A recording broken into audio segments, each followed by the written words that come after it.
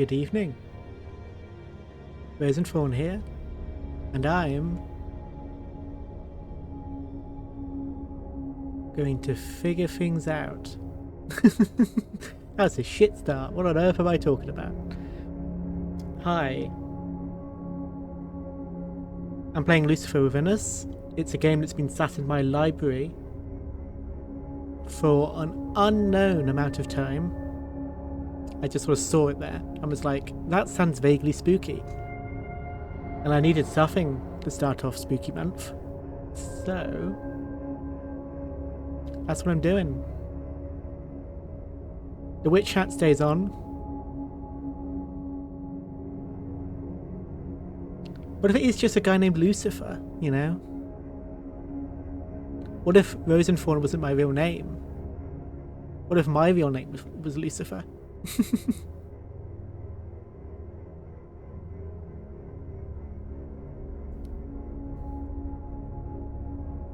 We'll find out, won't we? Lucy for short.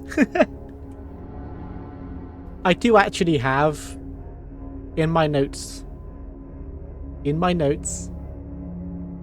I do have a full name. There is lore of my full name, and it's in the notes, and I just need to find the right moment to share it with people, you know? I can't just be dropping that casually in the middle of any old stream.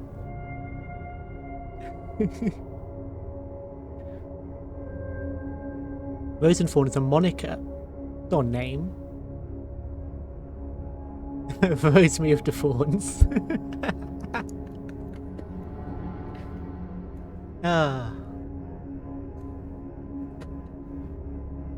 If I hit 200 followers, I'll do a name reveal. No,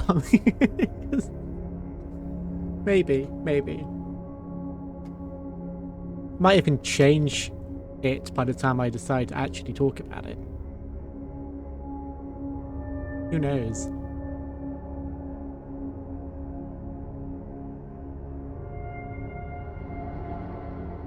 Yeah, alright gang, smash that like button. Hit the bell to activate notifications. Subscribe to my Twitch.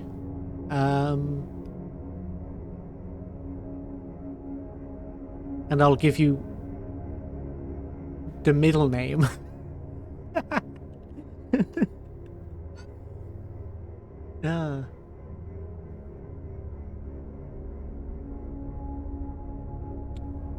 You'll find I switched out one of the sub emotes with a follower emote. So there is a follower emote now that is one of the ones you requested via follower emote. There you go. You requested that one be a follower and not a sub, so there you go. It replaced the pride emote, because you know what? People are gonna, if people want to share my pride, they can give me money for it.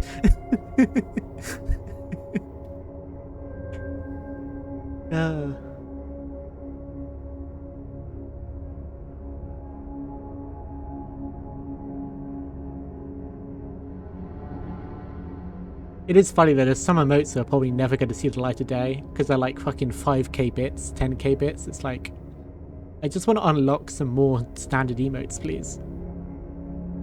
I don't really want to paywall any of them. But Twitch makes you paywall them. Oh well. God forbid I do business.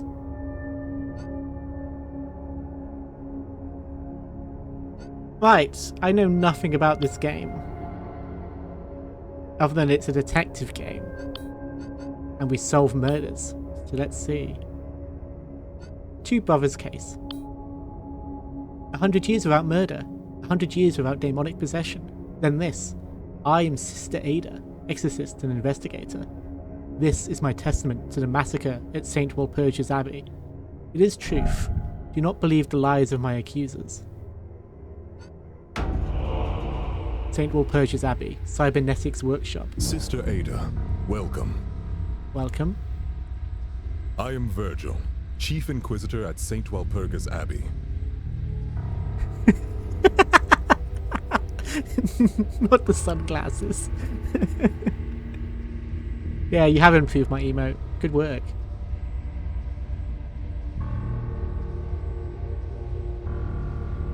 We may be in need of your I talents. should have as had an sunglasses on exorcist. it. We may be in need of your talents as an exorcist. Ooh, cool. You can survey the evidence yourself, but I think you will agree. Has there truly been a murder? Look at me, I made it now.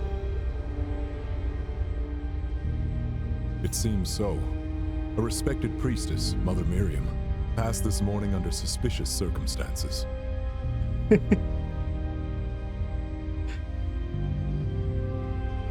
A demon may be present. Here, even now, possessing someone. What happened exactly? Mother Miriam was only recently appointed as successor to Abbot Gregory.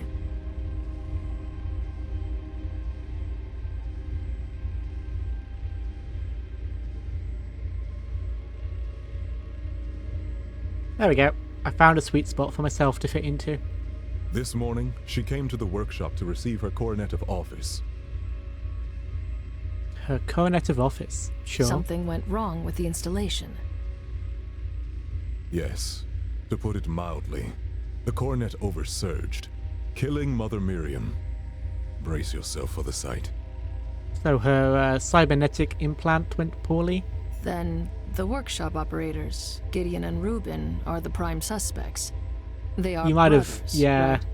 I was there for all of 1 minute, so Hex. I was blocking text. Might have to make myself a box in the corner. I'll see. Yes, but it's highly out of character for Gideon or Reuben to kill someone. Even so, they were the only ones present when Mother Miriam died. Right. Gideon and Reuben, prime suspects. Daemons nurture our sinful desires into unthinkable actions, Virgil.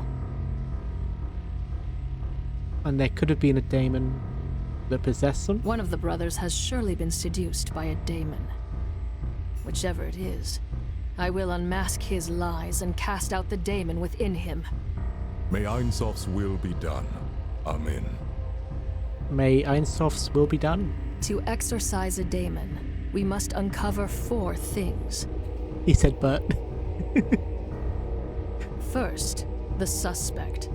We must identify which sinner is possessed by a daemon. Second, the opportunity.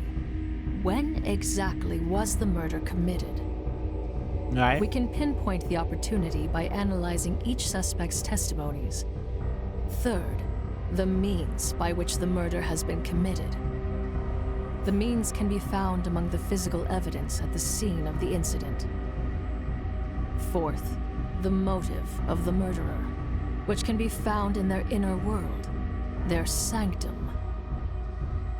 Virgil's probably thinking like, right, thank you, but you're the detective here. Why are you telling me all this?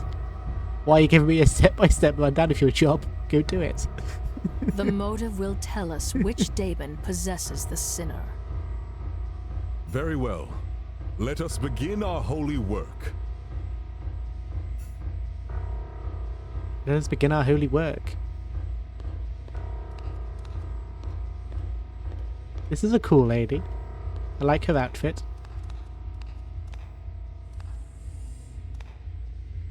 Oh, yeah, that dude's cybernetic. Oh, sorry, Mother Miriam's cybernetics, I guess, exploded her head. I look like a player experiencing disco withdrawal. I might have been experiencing Disco Elysium withdrawal, yes. It's too soon for me to do another playthrough of it because I'm going to remember everything. This is madness! I will not suffer this injustice! I am Gideon the Grand, the greatest cybernetician of our generation. The Grand, sure. I am blessed. I don't know what went wrong this morning. My hands are guided by the divine. Yeah, but your patient's head exploded, so... Did God decide that? I see only gaudy trinkets here. Mother Miriam died by your hands. Is that not so?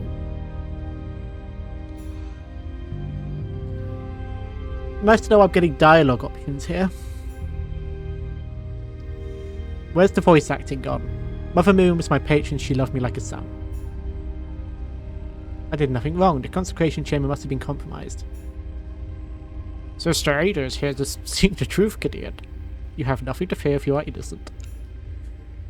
Please hear Gideon's testimony. Sister Ada, judge for yourself if he speaks true. Testimony of the subject is divided into events. Nice to know the voice acting budget lasted all of 5 minutes. You can access detailed descriptions of events by hovering over them. You can manipulate the timeline marker to navigate to any moment in the testimony.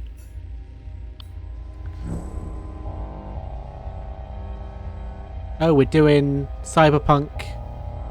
What's it called again? The memory thing that you can do in Cyberpunk? Mother Miriam came to me for her consecration ceremony. I've performed this many times before, so I was confident.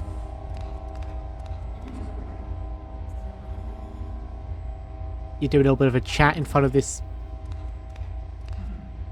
thing.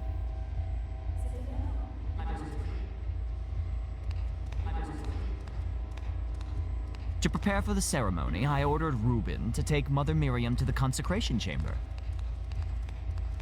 Right, Reuben takes to the consecration. Meanwhile, I adjusted the coronet's amplifier. Wait a second. Okay. Let's re-examine what he said about Moon's arrival. Mother Miriam came to me for Sure. her consecration. Gideon does not mention Reuben being present while greeting Mother Miriam. Okay. Let's select Moon's arrival and ask Gideon about it. Mother Miriam came to me for her consecration. Good. I should remember that I can ask a suspect about any statement in the testimony. Were you alone when greeting Mother Miriam? He insists that he was alone. I wonder if Reuben will corroborate this. For now, let's finish hearing the rest of the testimony.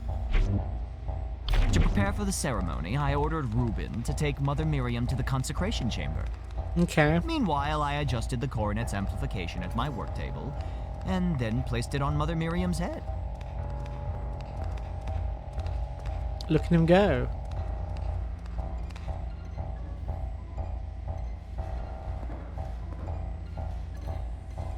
Doing his stuff.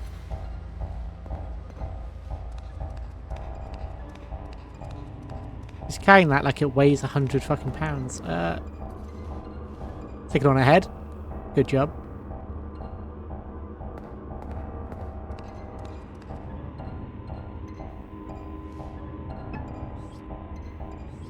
Beep boop, presses the button. We began by closing our eyes and praying together to Ein Sof.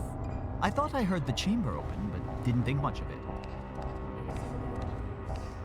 You thought you heard the chamber open. And you didn't open your eyes? Sure.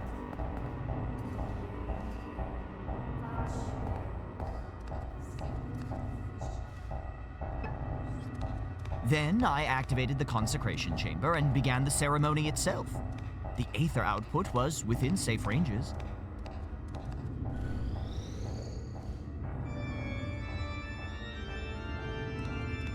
He played the organ to do it. Neat.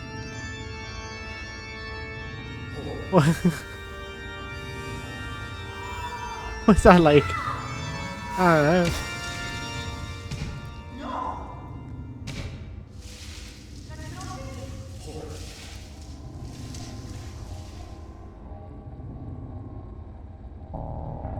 Well, the head went boom.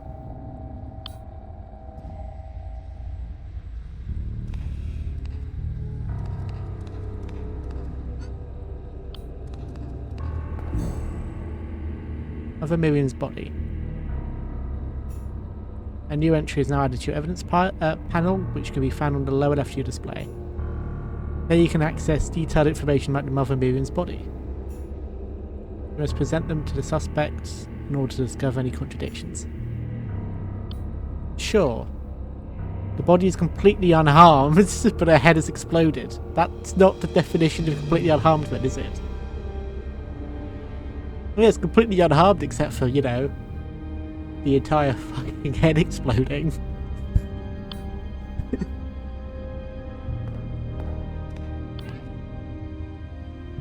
Parts of the amplifier component and bits of casing have survived the explosion. Sure.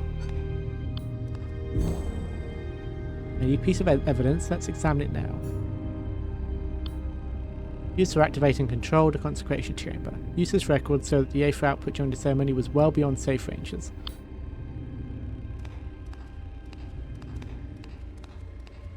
What's this then? There's no limiter on it.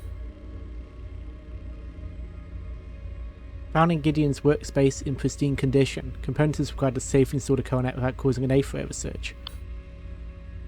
Wait. Place the coronet and recipient in the chamber. The performer and the recipient pray in silence. Begin the song to start modulating the Aether. Intensify the Aether output by bringing the performance to a crescendo. This seems incredibly important. So, there's two things that happened. Either Gideon purposely did not install the limiter, but then why would he just leave it on the desk? You think you would, like, I don't know, put it with the rest of the limiter to make it seem like it was installed? Like, you wouldn't just leave it on the desk if you were purposely doing it. Unless it was a genuine accident, but it's right there, so how would he forget? Or the other guy went in there when we heard the door open and just took it off. But then why didn't Mother Miriam go like, hey, where are you taking this shit off for? I don't know. Weird. Anyway, that's what's caused the explosion, clearly.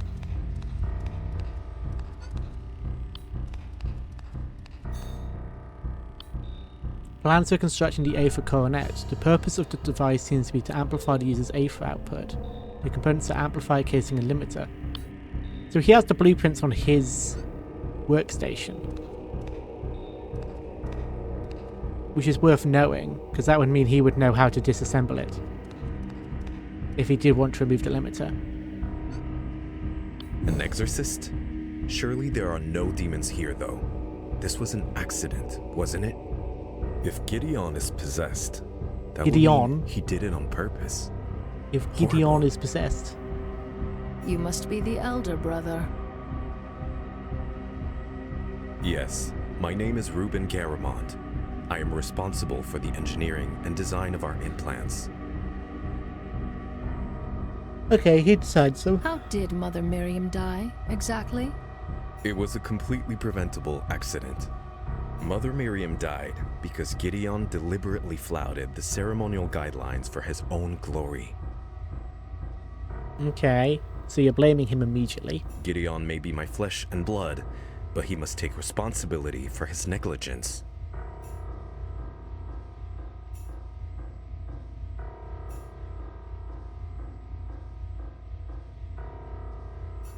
Right. So he is greeting Mother Miriam alongside his brother. Mother Miriam came to us to receive a consecration ceremony, but she wanted something extravagant. Gideon suggested setting the coronet to have maximum ether output. I warned him that doing so is highly dangerous.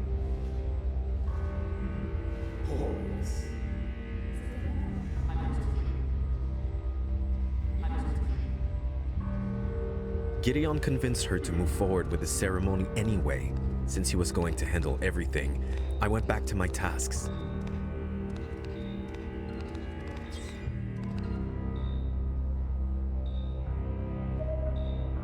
This part of his testimony is rather long and repetitive.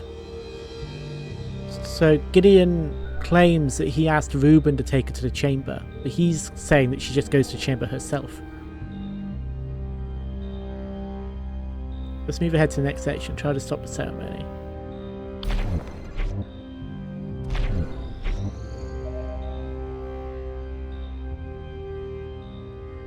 When Gideon activated the consecration chamber, I immediately Good, I was felt growing something was impatient. wrong. I Things begged you definitely Gideon want to hear a stop, detective but say. He didn't listen. Whoop. Toasted.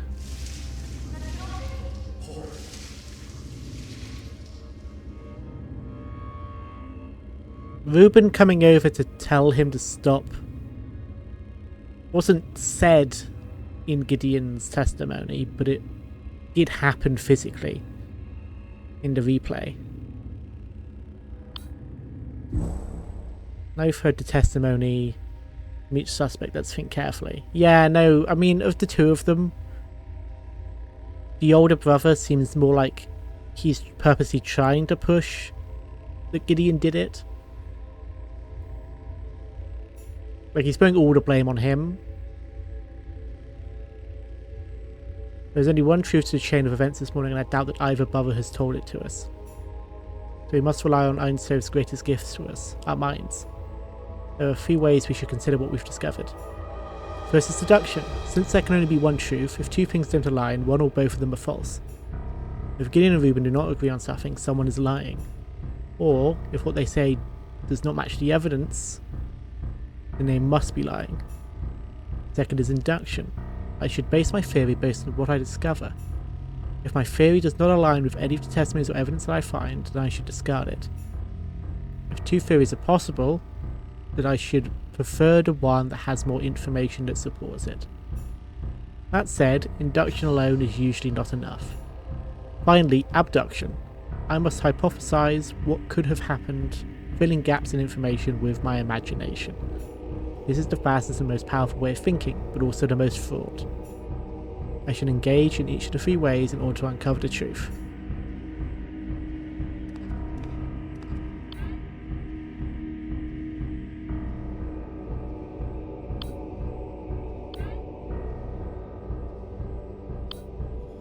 Right. Is there anything I've missed physically?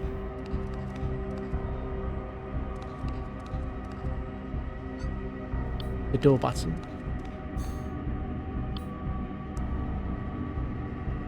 Used to open and close the consecration chamber, only operable from outside the chamber. Usage records show that it was opened twice this morning. So it was opened a second time during the consecration, which raises the question, why was Ruben going back in?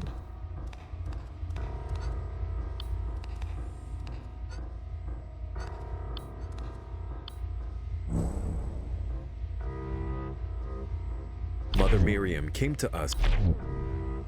You and Gideon greeted Mother Miriam together? That's right, Mother Miriam's our patron, so I insist on being present. Gideon suggested setting the coronet to have maximum ether output. I warned him that doing so is highly dangerous.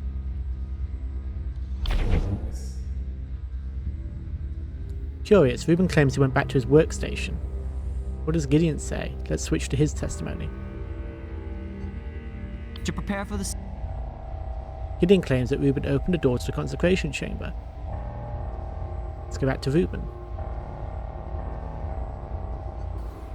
Gideon convinced her to move forward with the ceremony anyway. Since he was going to handle everything, I went back to my tasks. Contradict.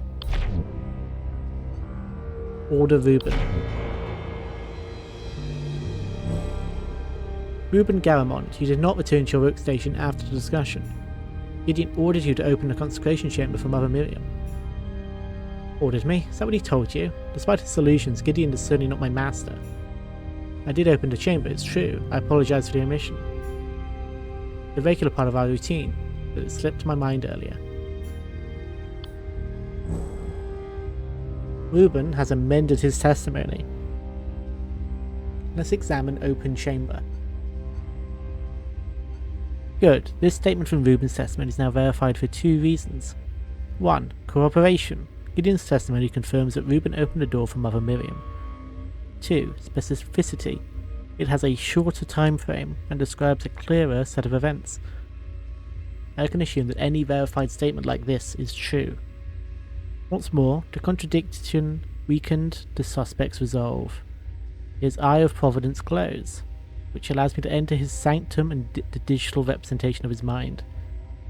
Let's use his third eye to enter his sanctum and see what truly motivates this suspect.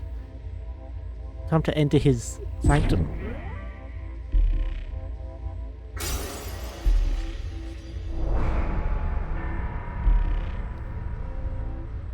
He is a believer then? We only cracked the outer layer of his sanctum this time. Still, let's examine the psychological evidence that we found. Interesting. This information will help me discern which statement is to trust. Let's quickly examine each statement in his testimony again. Excellent. Some of the statements are now supported by the suspect's psychology. Next, I must find correlations between the suspect's behavior and existing daemons. Let's open the daemonology. Lucifer the Proud, the Prince of Demons, and the eternal adversary of Einsof, manifest in the ambitious and strong-willed, promising them their heart's desire in exchange for their soul. Beelzebub the Gluttonous, simple-minded demon that debilitates the host, turning them into feral beasts. The host is compelled to consume stranger and filthier things until nothing remains of their humanity. Stephanus the Vengeful, a furious daemon that stokes the simmering rage within the host, preys upon the fervent and righteous, goading them to take matters into their own hands. Preys upon the fervent and righteous. We haven't got much evidence yet, but we do have that he's a believer. Lotan the Envious, playful but deceitful daemon who slowly drives the host mad with whispers of their own inadequacy. The host blames others for their ill fortune until the apparent injustice drives them to take what is rightfully theirs. Less likely, but he is blaming his brother for what's happened here. So that's currently second place. If the suspect is possessed, there should be a psychological evidence that has a clear correlation with a daemon. To obtain further psychological evidence, I must find more contradictions and present them to the suspect. Now that I have heard the testimony and gathered evidence, I can accuse the suspect. Wait, really? Already? To accuse the suspect, I must establish the opportunity, means, and motive of the crime. I can try as many times as I wish, but there is only one true answer for each section. Let's try to establish the opportunity. Well, the opportunity was when the eyes were closed for everyone in the room. Let's present a section of the suspect's testimony. It would be...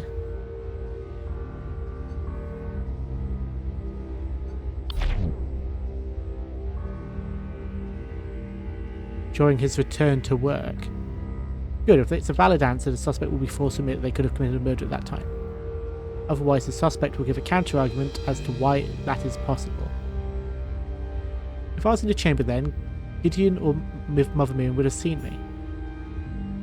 What about when Gideon and Mother Miriam were praying? Oof, I was still working at that time. Do I have proof that he wasn't? If I do, I should contradict him with it first before accusing him. During the ceremony, no one was inside the chamber other than Mother Miriam. You're accusing me of sabotage. When could I have done any of this? My brother is responsible for this tragedy, not me. For this, I need to present physical evidence. Gideon was the one that operated the device. How could I affect the chamber or Mother Miriam? I believe the cook.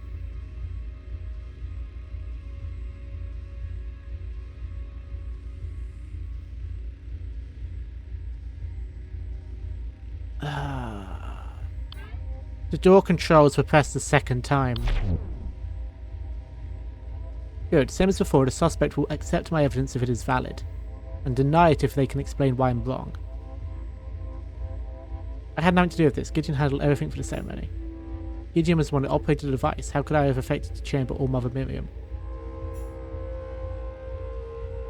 Okay, so it wasn't that the button had been pressed twice, which is weird. I thought it would have been. Finally, let's establish the motive. I need to present psychological evidence from their own sanctum.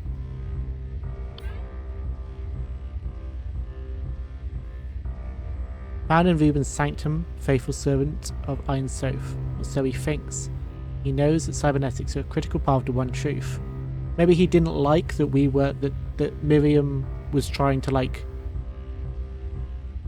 maybe messing with the device to make it more powerful is like against his beliefs. Like, he thinks that they should be limited and, like, maybe ambition's a bad thing. I don't know.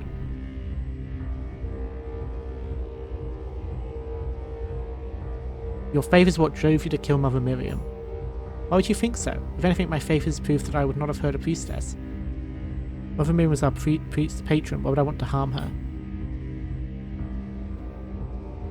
I mean, I was expecting that to be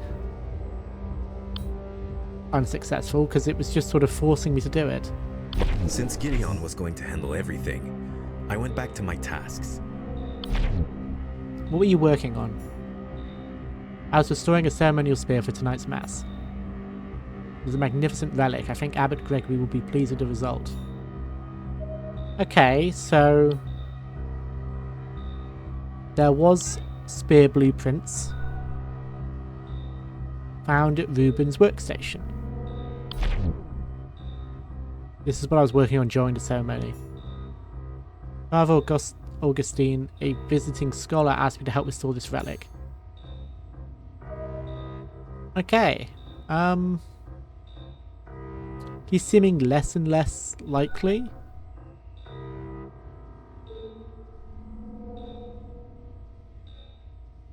When Gideon activated the consecration chamber, I immediately felt something was wrong. I begged Gideon to stop, but he didn't listen. This has no corroboration. Why did you have to ask Gideon to stop? Why not force him? Couldn't you open the chamber or push Gideon aside? Interrupting the ceremony would have been more dangerous. Had I opened the chamber, the energy would have been let loose into the workshop. Had I pushed Gideon away, no one would have been controlling the energy gathering within the chamber. In either case, my action would have resulted in a greater catastrophe.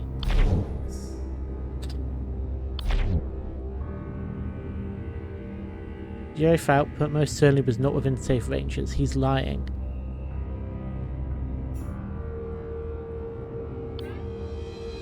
Ask.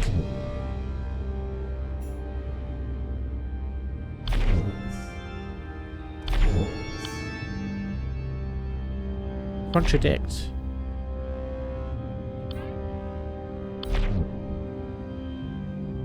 Huh? Usage records show that the aether output during the ceremony was well beyond safe ranges. Which means what he's saying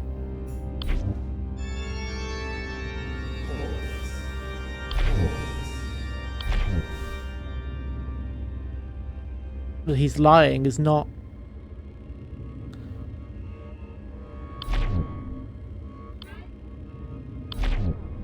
Okay. Then the unthinkable happened. Mother Miriam.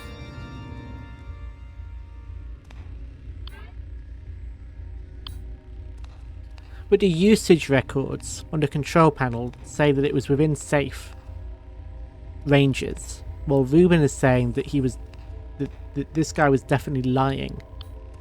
But we'll talk to him a bit anyway. It's been a while since I spoke to him. Now that I've discovered an important piece of evidence, let's ask this suspect about them. Select any evidence and ask him about it.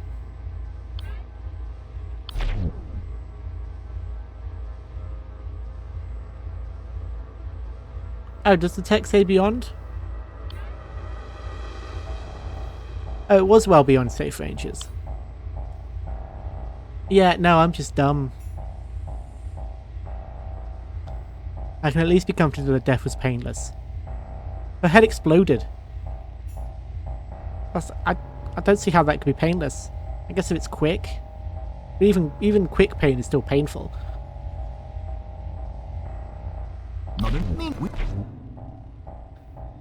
The control panel indicates otherwise. Present. You lied, Gideon. The ceremony wasn't safe. The control panel's records show that the aether output values were in an abnormally high range. Of course it was. Mother Miriam wanted the coronet as powerful as it could be. But I'm Gideon the Grand. With my talents, I had it under control. I made no errors. Something else went wrong. I just don't know what. The limiter wasn't on. It has a shorter time frame and describes a clearer set of events. Gideon's testimony now is consistent with the records from the control panel. I can assume that any verified statement like this is true. Meanwhile, I adjusted the coronet's amplification at my work table, and Coronet then placed it limiter, on ask. Recognize this component, Gideon? It was found at your workstation. The coronet limiter, impossible, but the explosion, how can it be undamaged? Someone must have removed it from the coronet prior to the ceremony. All but ensuring the ceremony would end in a bloody mess. I had nothing to do with this. Why would I sabotage my own work? Why indeed? With the aether output was dangerous. You've now admitted that the ceremony was risky. What makes you so confident that you maintain control? Because I am a maestro. I remember every bit of my performance. Nothing that I did could have overcome the coronet limiter. Well, it wasn't on, was it?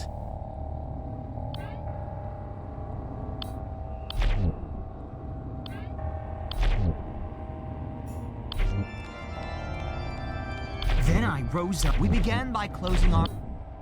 You heard a door open? Perhaps. I think I also heard footsteps. It's a faint, vague memory, not to mention it's impossible. After all, Mother Miriam could open the door from within. Ruben was probably working away on some new device or another. I must have imagined it.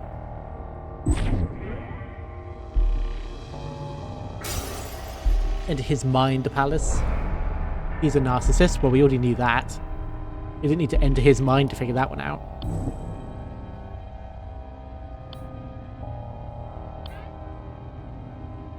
Found in Gideon's sanctum, Go's attention sincerely believes he's the best cybernetician in the world.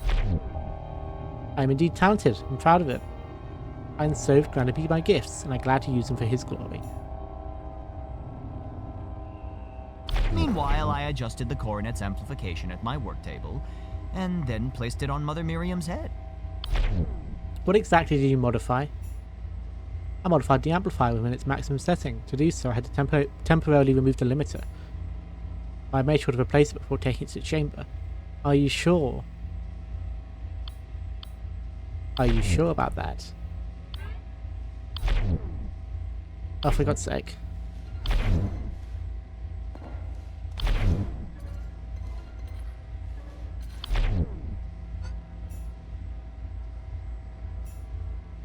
To prepare for the ceremony. Why did Ruben do this? Why not open the chamber yourself? I did not want Mother Miriam to have to wait too long. Besides, me and your work is all Ruben is good for anyway. Rude.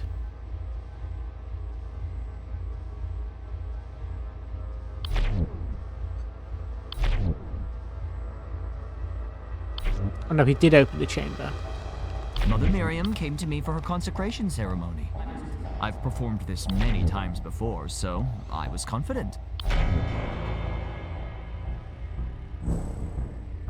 Ruben tells me he was with you when Mother Miriam arrived. What? Come to think of it, yes, he was standing there, scowling as usual. He was not just standing there, he tried to stop you. Mother Miriam wanted a coronet to be extraordinary, so you convinced her to increase safer output. Ruben warned you about the danger, but you insisted to Mother Miriam that the ceremony was safe. I love my brother, but Ruben can be a snivelling coward. He's exaggerating the risk. Yes, the ceremony had some danger, however it was well within my abilities, I made no error. This is how it happened. Mother Miriam came to me for Right, the that's now consecration corroborated. ceremony. Mother Miriam wanted the coronet to be spectacular. That's now corroborated. So to prepare for the ceremony, I ordered Ruben to take Mother Miriam to the consecration chamber.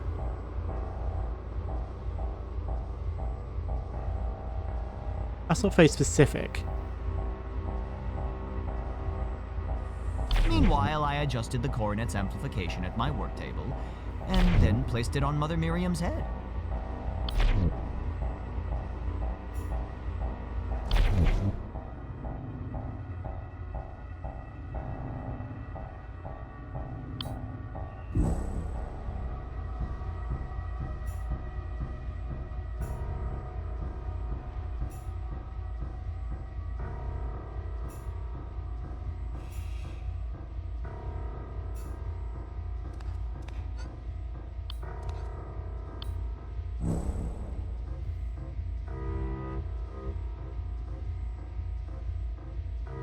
But they decided to perform. Since Gideon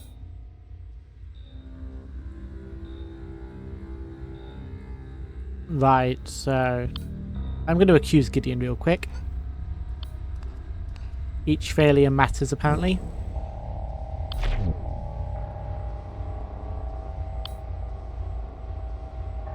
When you adjusted the coronet, you were the last person to handle the coronet. If the coronet was damaged during the events of this morning, it must have been while you adjusted its output. Means that the coronet limiter removed. While you were adjusting the coronet, you removed the limiter. That's nonsense. You think I would forget to replace the crown jewel of my masterpiece? By what means you claim that I killed her? Control panel. The control panel and the shattered coronet indicate there was a dangerous amount of aether output. Yes, I was performing something slightly dangerous, but I had it under control. Clearly not, given what happened. You could have stopped the ceremony. Because I was confident I could do it safely. Something else must have gone wrong. Pathetic excuses. Why would you hurt her? Because you're a narcissist. Maybe. I don't know. Actually, very likely. You are a self-absorbed man. Everything you do feeds into your pride. To you, Mother Miriam was a mere prop for your masterpiece. You carelessly caused her death in pursuit of artistic glory. How dare you? I took the utmost care in everything I do for Mother Miriam. The coronet was designed to be worn by her. Without her, it will forever remain imperfect. I would never risk anything that could harm my work or Mother Miriam.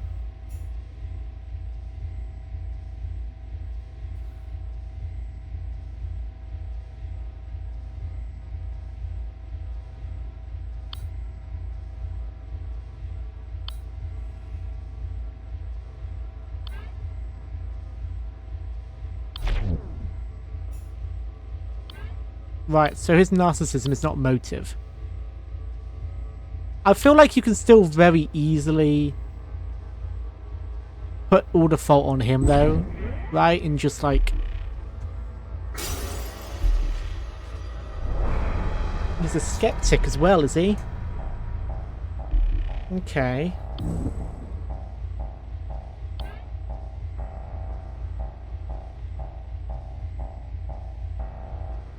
Found in Gideon's sanctum speaks and acts virtuously in public, but they don't really believe in the one truth or the daemons. Weren't they rooted out 100 years ago? I'm a faithful member of the Abbey, but surely daemons are a thing of the past. There hasn't been a murder in hundreds of years, sister. Why would one happen now?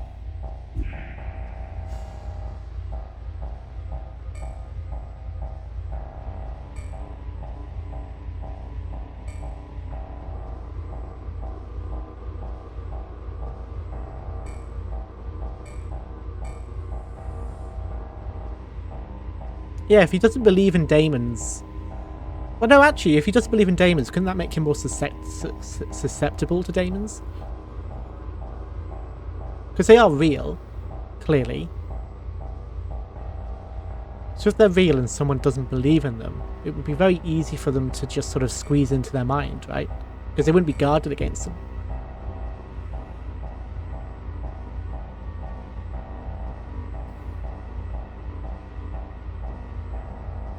But now, I need to uncover more lies to get further into his sanctum. Let's accuse with this new motive. Your faith is weak, Gideon. Indeed, you question the teachings of the church. You killed Mother Miriam because you have utter disdain for our faith. What nonsense! My skepticism merely serves to fuel my creativity. One must be open to all possibilities to create original works. Besides, this does not explain why I would kill Mother Miriam in particular. I loved Mother Miriam. Why would I hurt her?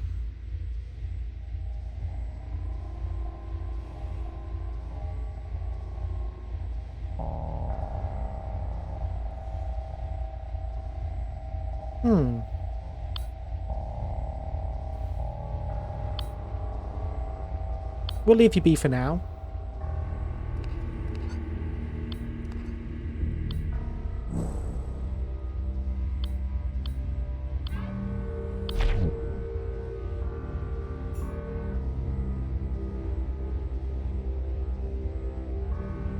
Since Gideon...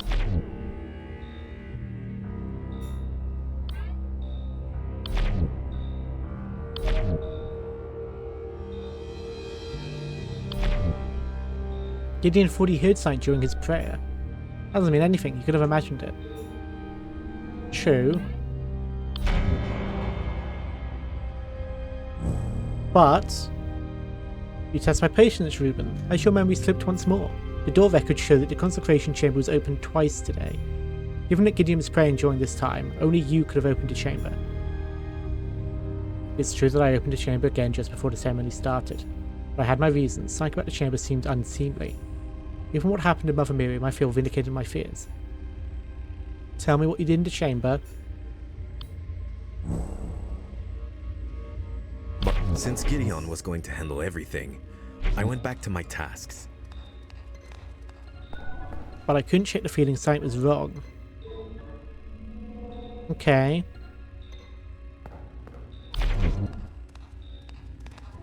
Maybe a demon gave you that sense? So I opened the consecration chamber to verify that the coronet was in working order.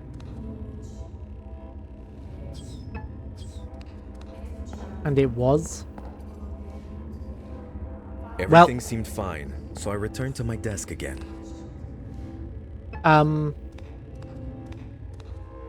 That seems like spoilers.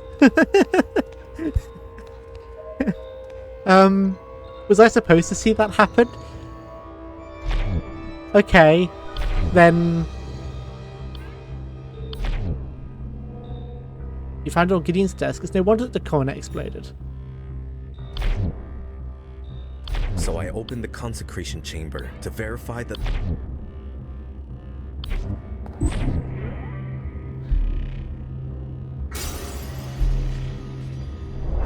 Envy.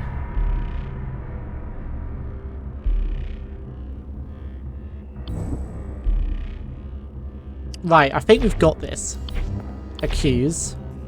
The means were the coronet limiter. There's nothing faulty with the coronet itself. Indeed, the craftsmanship was flawless, as was Gideon's performance of the ceremony. But you removed the limiter from the coronet without Gideon's knowledge, which, coupled with the coronet's higher application, caused an oversurge.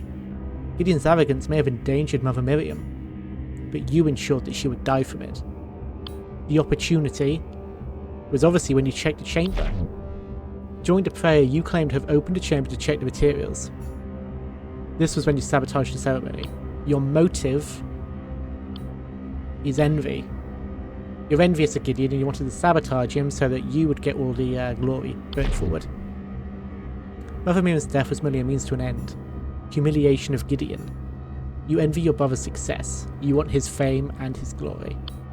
Ein Sof sees all, Reuben. So basically, one of my two theories as soon as I saw that the limiter was removed and on the desk. Like, literally one of the first pieces of evidence I saw, limiter was removed, I was like, right, it's either that the guy purposely didn't put it on, or it's that Reuben removed it for sabotage. And considering that someone entered the chamber, it had to be him. You killed Mother Miriam to frame Gideon and take him down a peg. With Gideon gone, not the biggest mystery, and the animation kind of spoiled it. You for your genius. When they kind of animated him removing the coronet limiter, even though his testimony didn't say that, which feels like a big flaw with the game. Like, you don't just... Why are you physically showing me stuff that isn't being told to me? It would be like in Disco Elysium when the lady's giving a testimony on the shooting of her lover. It was like showing us that a bullet came from the island. Like, it's just... It's silly. It's silly. I am older than Gideon. My work is better than Gideon, and more important. But no one sees my work. No one understands my work. Confess, Reuben. Tell us what the daemon made you do. Go on.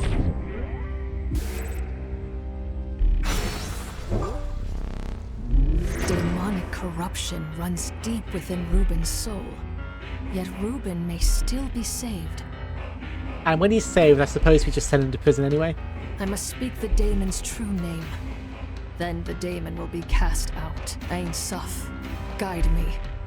What daemon has possessed Reuben? Oh, okay, it's probably just showing me here. I mean, envy motivated him, and there's one called Lotan the Envious. Out, Lotan! Leave this soul and return whence you came! Bro, you should maybe change your name to not include the Envious in it. Might be harder to figure you out. Magnificently done, Madam Exorcist. Yeah, The sure. power of Ain Suf compels you, Lotan. Leave this soul and return to the ether! Thousands of years, and you humans never change. Never satisfied, always comparing, wanting more.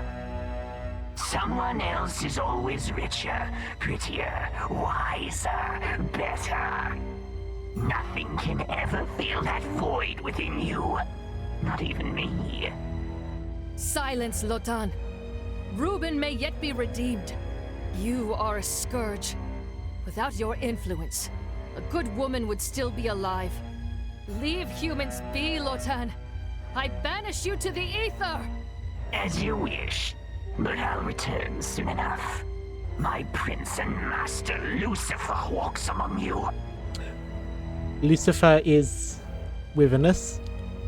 Lucifer will open the gates of hell, and at last, humanity will remember its full potential. Until then, Madam Exorcist, adieu.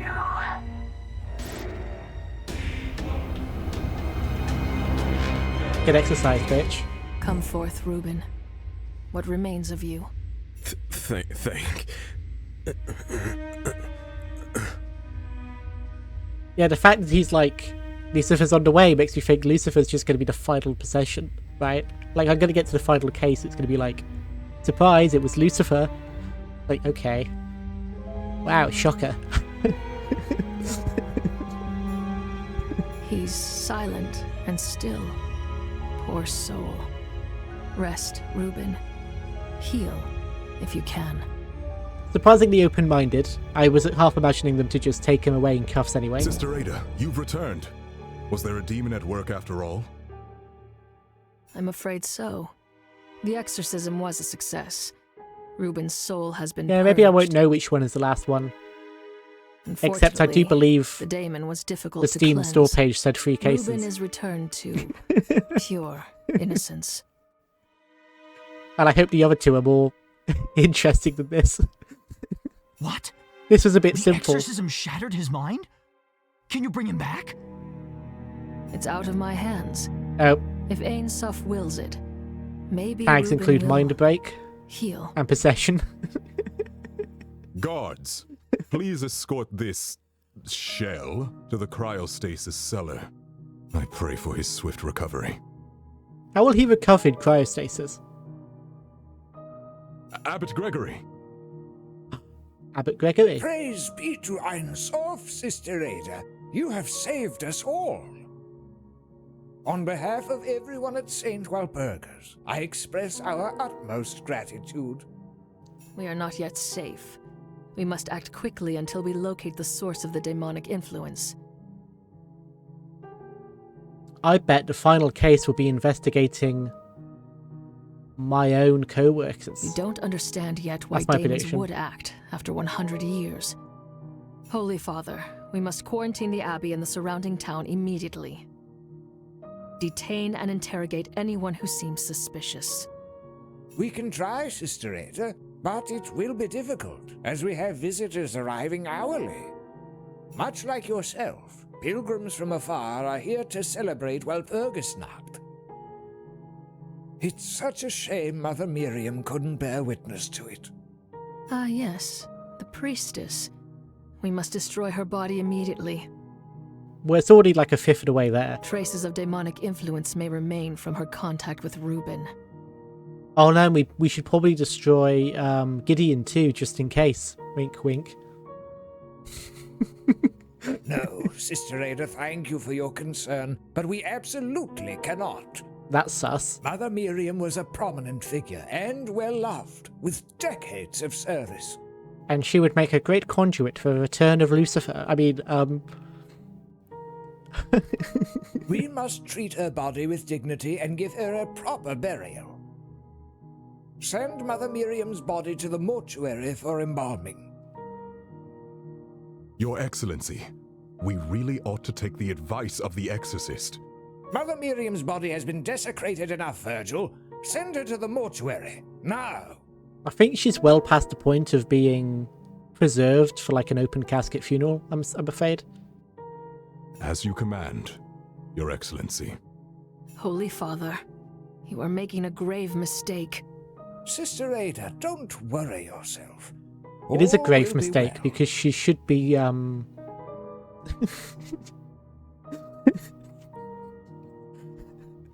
she shouldn't be buried.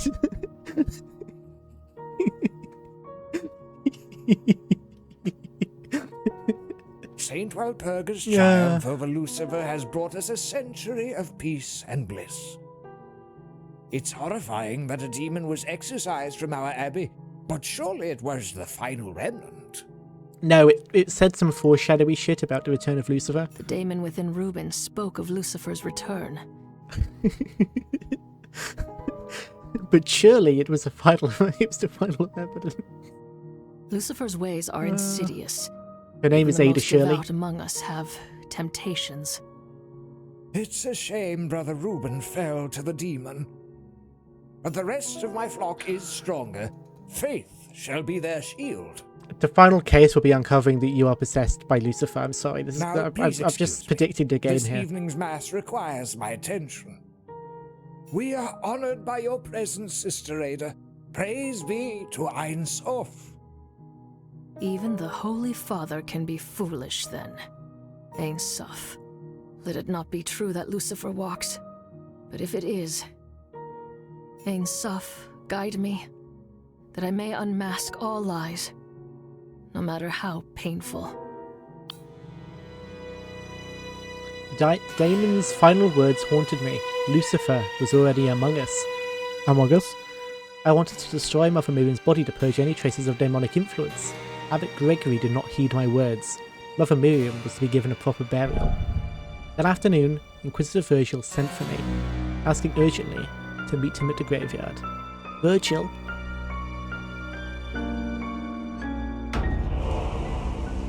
Is he the storm that's approaching? Praise Ein Sof.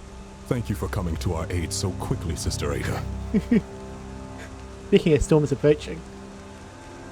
You said it was urgent. Has something happened to Mother Miriam's body? No, in some ways, that would have been easier. There is now a second untimely death. Uh-oh. Another murder. On the very same day. This can't be a coincidence. That isn't for me to say, but this time, the victim is a younger acolyte named Isaac. Not His Isaac. remains were found in the grave that was dug for Mother Miriam. Poor kid's throat was slit. Gruesome. Who was at the graveyard when the body was found? In comparison to the head exploding last time, a throat slitting seems pretty standard. Only 3 people were present this afternoon. A scholar, an embalmer, and a grave tender. Father Augustine is a scholar, visiting for Mother Miriam's funeral. The victim was his apprentice. He did it. He killed his own apprentice. Sister Nerissa, an embalmer with a sterling reputation, preparing Mother Miriam's body for burial. Finally, Abraham, the grave tender, a layman who has kept the grounds of the abbey for many years. None of them say they were near the grave until after the body was discovered. Which means someone is lying. They always say you're more likely to be murdered by someone you know, right? Like, you don't just, like, most murders are done by someone you are already familiar with. So, prime suspect to me is the master to the apprentice who has been murdered. But obviously we've got no evidence right now. That's just No my matter. immediate Ein-Sof sees all. suspect.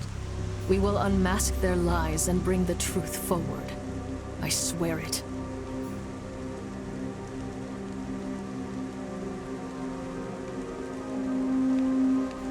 Looks back at Mud Dog suspiciously.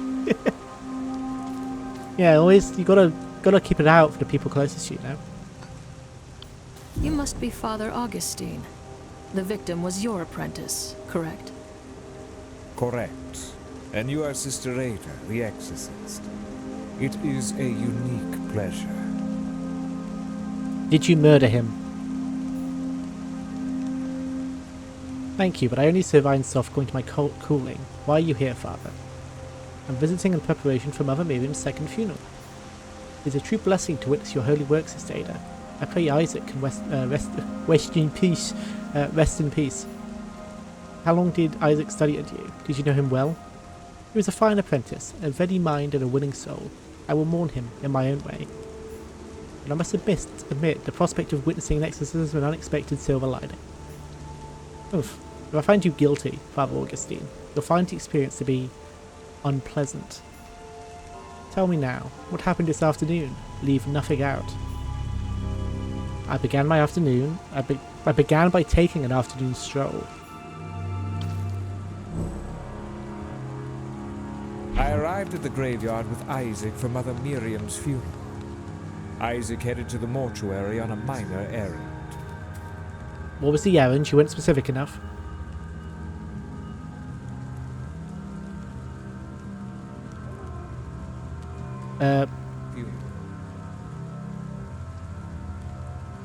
Then I passed through the graveyard until I saw the statue of Saint Walpurga. What craftsmanship, and so well maintained.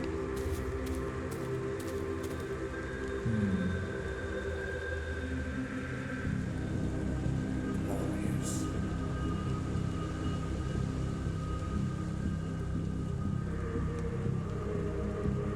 For most of the afternoon, I was walking through the graveyard, merely observing and admiring.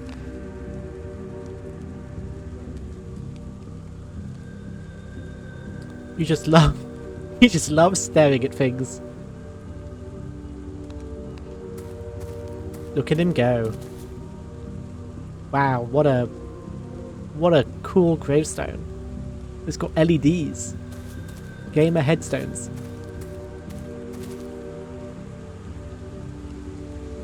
Do you think they've got RGB? Could I have my headstone set to like a neon pink? Okay, let's skip forward a little bit. Whatever the hell that is looks like evidence. At sunset, I wandered to the back area to meet with Isaac.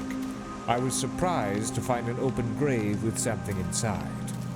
Not Isaac. Well, found Isaac's body in a grave I already. was horrified to discover that it was Isaac's dead body. That's when I called for help. You sound like you were horrified.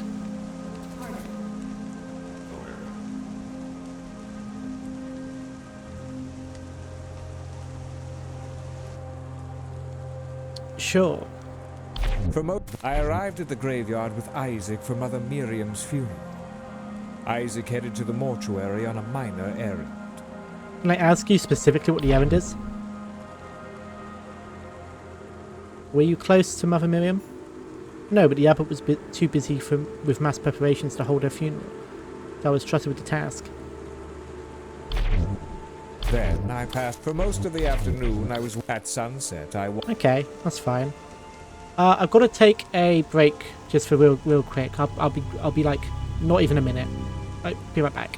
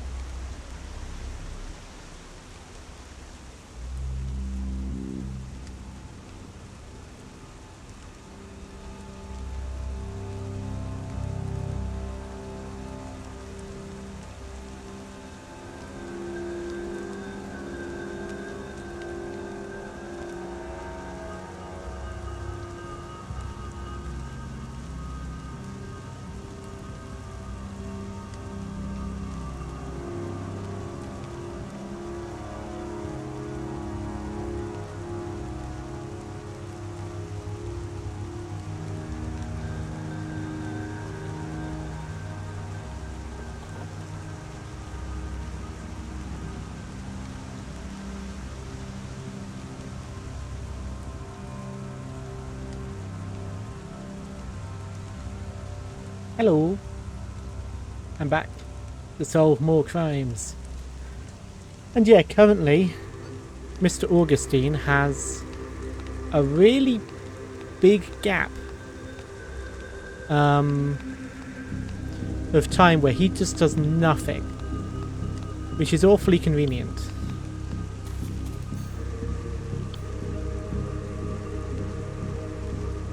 Just an immaculately maintained gravestone. Probably doesn't mean much. Ooh, a sickle.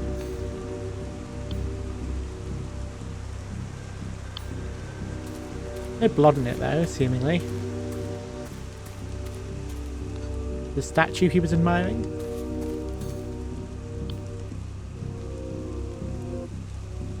The founder of the Abbey and patron saint of exorcists?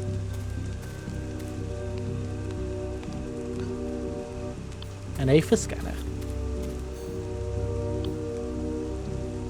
For recording images and text. Why is it here?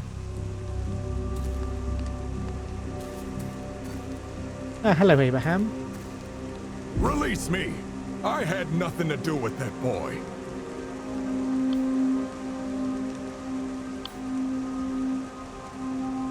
You must be Abraham, the grave tender.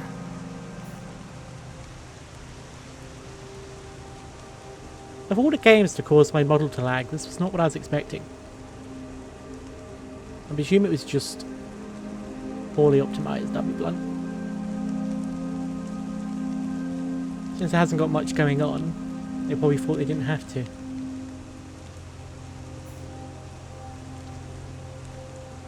Look around you, every bush trimmed, every headstone polished, because of me. I've done all that is asked of me and more. At the moment something goes wrong, I'm the one blamed. It's not personal. Even the most steadfast among us may fall prey to Lucifer's whispers, Abraham. You dug the grave in which the victim was found, didn't you? Actually, I didn't dig anything today. Then who did? How would I know? I've been busy, working, as always. As the grave tender, any crimes that took place here are your responsibility. So how that works? If you are truly innocent, hide nothing, and tell me what happened. We'll find the truth together. I spent the early afternoon tending to the bushes by the mortuary.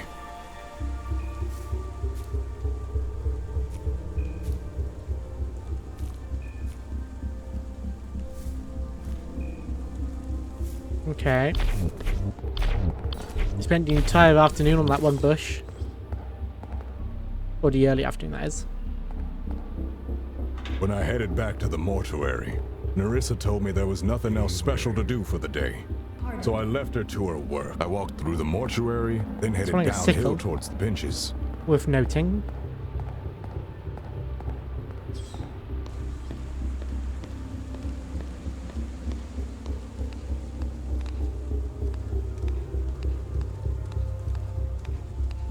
It's not been put down yet. I spent the remainder of the afternoon resting on a bench. So why was the sickle over there when he's still holding it now?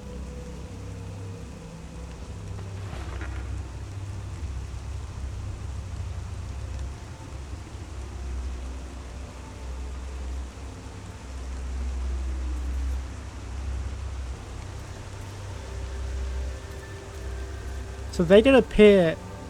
He doesn't appear in his testimony.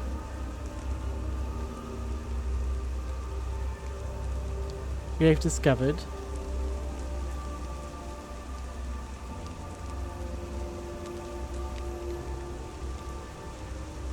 Suddenly I heard someone call for help from the back field. I ran over, surprised to see a dead body in the grave. So Abraham doesn't appear in Augustine's testimony, but Augustine does appear in Abraham's testimony. I spent the remainder of the afternoon resting on a bench. Maybe I was elsewhere at the time. No, you were resting on a bench at the time.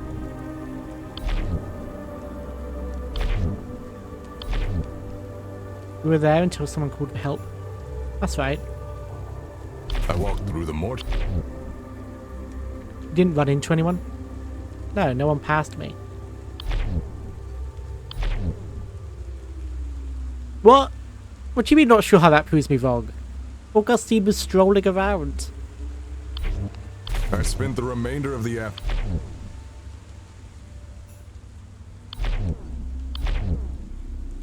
Okay. Well. So I can't contradict that he said that there was no one else around, but someone said that they were around.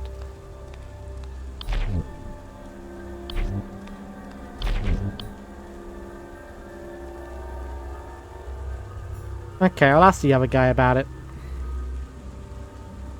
For most of the afternoon, I was walking through the graveyard, merely observing and admiring.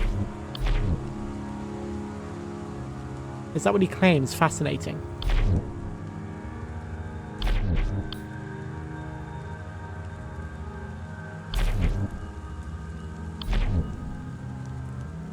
That was a lengthy stroll. Tell me more about what you were doing. You doubt me? Show me proof I was doing something else. That's not what I asked. I just asked for more information.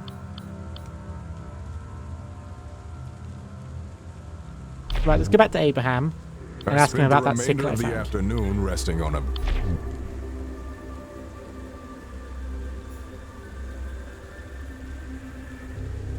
What about the AFA scanner?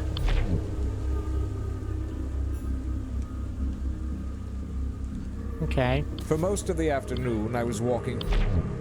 That's his AFA scanner. Okay.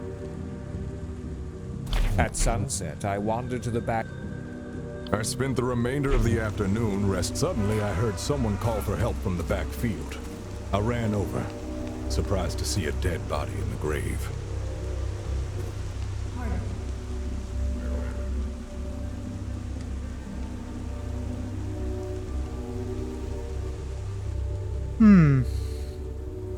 That's corroborated and verified. All of this is not corroborated.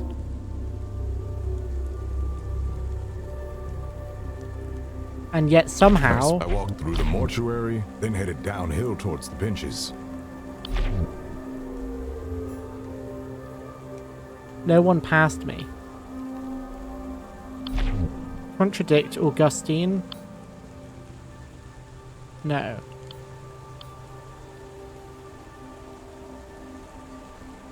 Admire statue.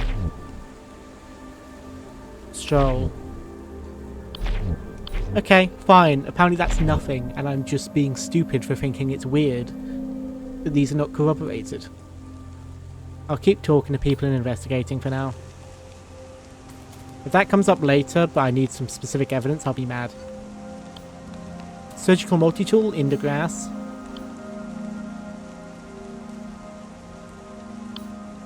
That's sus.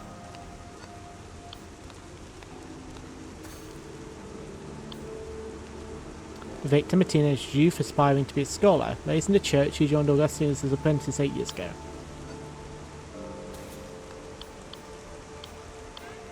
The apprentice's youthful face is serene above his cleanly slit throat, with no bruising. However, an angry scar runs across his stomach.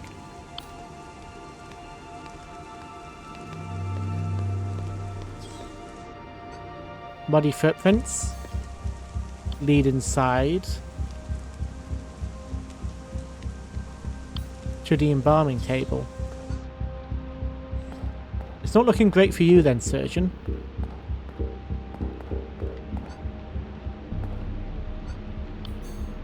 Bloody liver.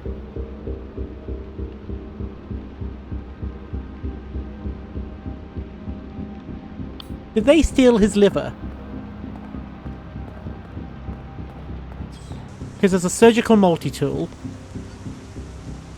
which is capable of closing wounds.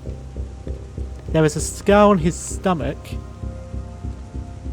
which could be from the surgical multi-tool that could be used to seal wounds. And the muddy footprints lead to his liver. Or maybe his liver. They lead to a liver. Did they steal his fucking liver?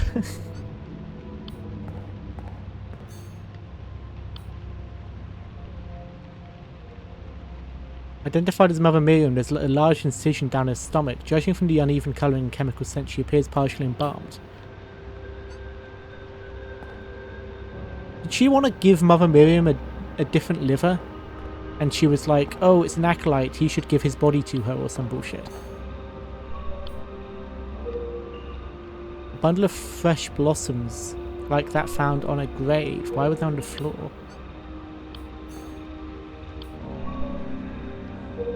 The record shows 2 notable entries for today, both explicitly authorized by Abbot Gregory. Funeral for Mother Miriam at sundown. Visit by Father Augustine. Unrestricted access granted.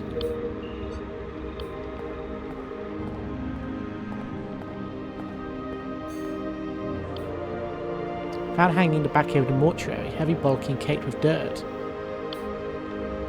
So, freshly used then. Oh, Nerissa's not looking great for you. Praise Ain Soph. You must be the famed exorcist. It is an honor, sister. I'm Nerissa, and I serve Ain Soph by preparing the dead for burial. I take pleasure in providing cleanliness and comfort for bodies after their souls have departed. I see. Nerissa, how did you know the victim? Not at all.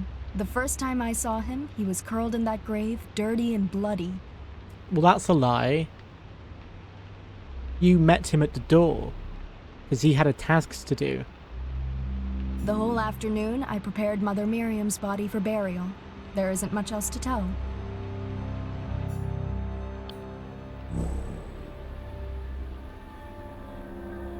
Early this afternoon, I informed Abraham of the funeral scheduled for this evening. And Abraham knew about the funeral? Once Abraham left, I started preparing the body for burial. I was alone the entire time. No one came by. Early this afternoon, I informed Abraham of the funeral scheduled for this evening.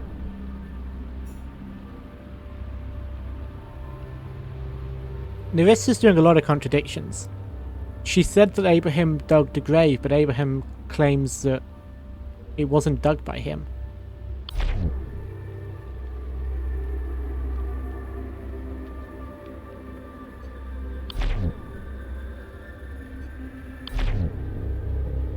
Okay, I'll come back to that later. We'll get her full testimony. Once Abraham left, I started preparing the body for burial. I was alone the entire time. No one came by. Except the acolyte was supposed to come in here according to Augustine's testimony.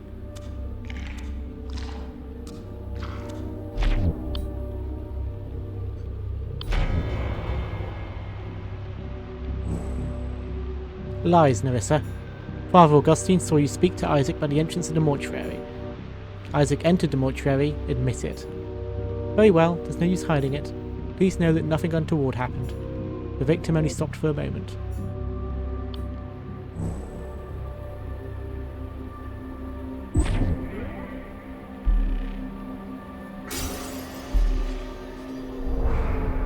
Famine survivor.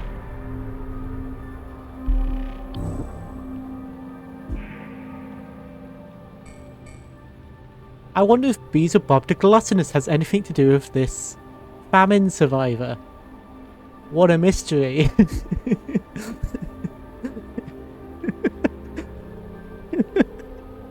Oh, this game. The truth is that the apprentice did come by. He asked for a bouquet for the funeral later that day.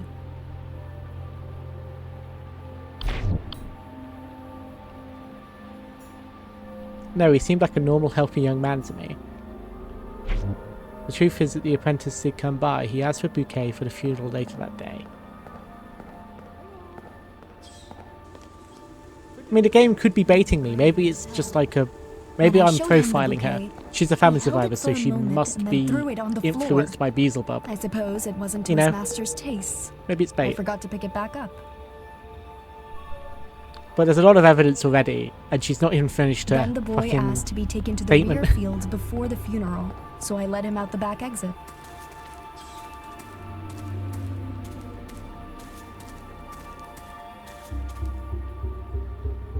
Okay, so now there's a crossover point where Abraham should have seen Isaac. Mid-afternoon, Abraham barged into the mortuary, bellowing that the grave is now ready.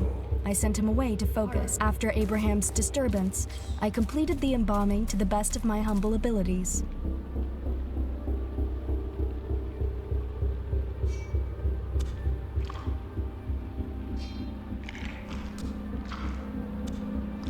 So the dismissal is contradicted right now, but we can ask Abraham about why Nerissa is claiming he dug a grave when he apparently didn't.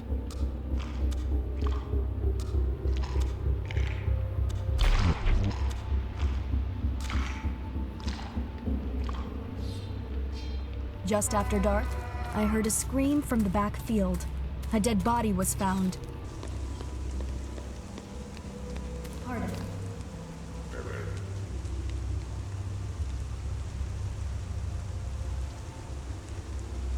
Right, while I'm with her, I'll ask her about the surgical multi-tool. I found your multi-tool, Nerissa. I'm truly grateful, Sister Ada. Where did you find this?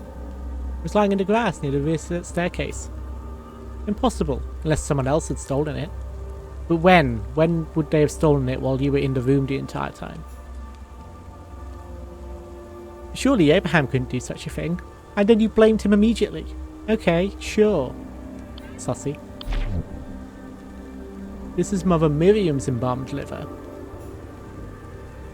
It seems rather deformed. What happened to it? My apologies, Sister Ada. I must have mishandled it. Organs are very delicate, you know.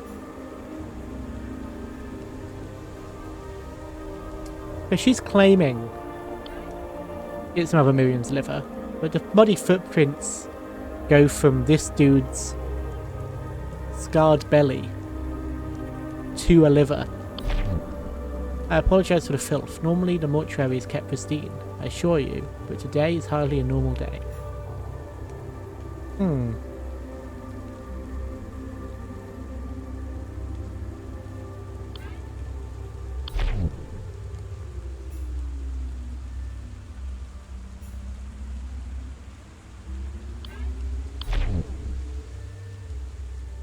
The shovel is far too heavy for her to carry. That seems like a strange detail. And also, how fucking heavy is it that you can't carry it? You handle bodies for a living. You need strength for that. You can't go into mortuary work if you have no body strength.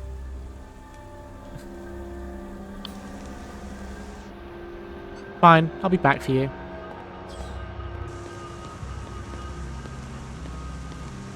Let me talk to the grave keeper again.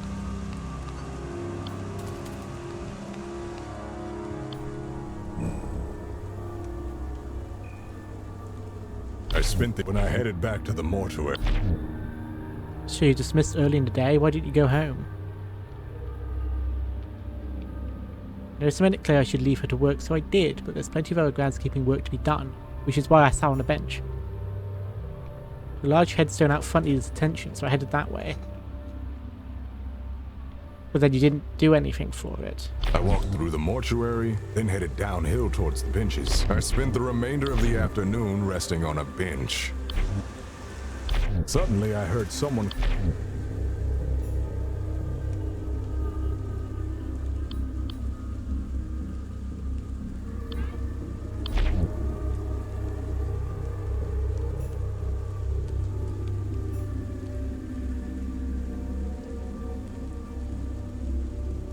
How do I ask about the grave being dug again? That's my shovel, it's built to last.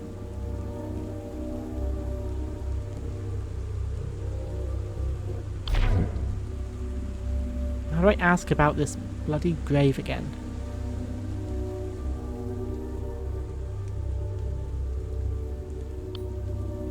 I definitely remember asking him before.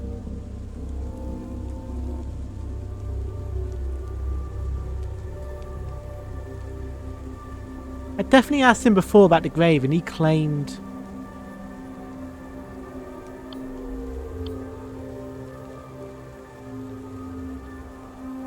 that he didn't dig it. I spent the...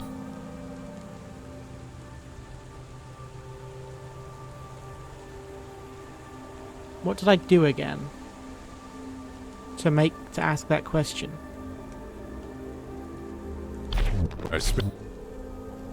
Are you claiming then that you didn't dig the grave? Right, that's what I said. I was busy with the bushes. Contradict.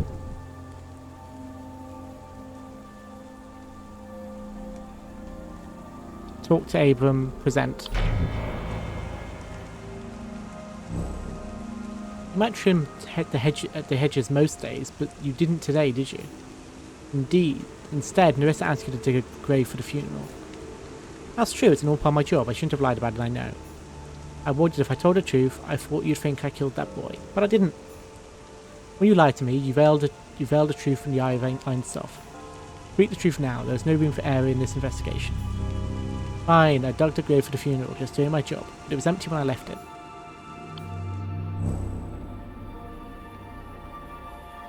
Nerissa told me there'd be an urgent funeral in the evening. I'm not usually told who it's for. Digging a grave. So I picked up the shovel and went down to the rear plot to dig a new grave.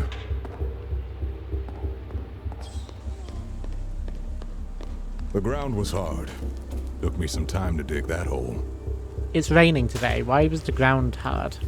I know that's probably just like a detail I didn't think of, and it's irrelevant, but still. Like a storm. I took a long break while digging. It's within my rights. There wasn't anyone else around, so it was nice and peaceful. Then I got back to it and finished digging the grave. There wasn't anyone else around. Hang on. Then I took a long break while digging. You're certain that there was no one around? There wasn't anybody. Contradict. Take Isaac to exit.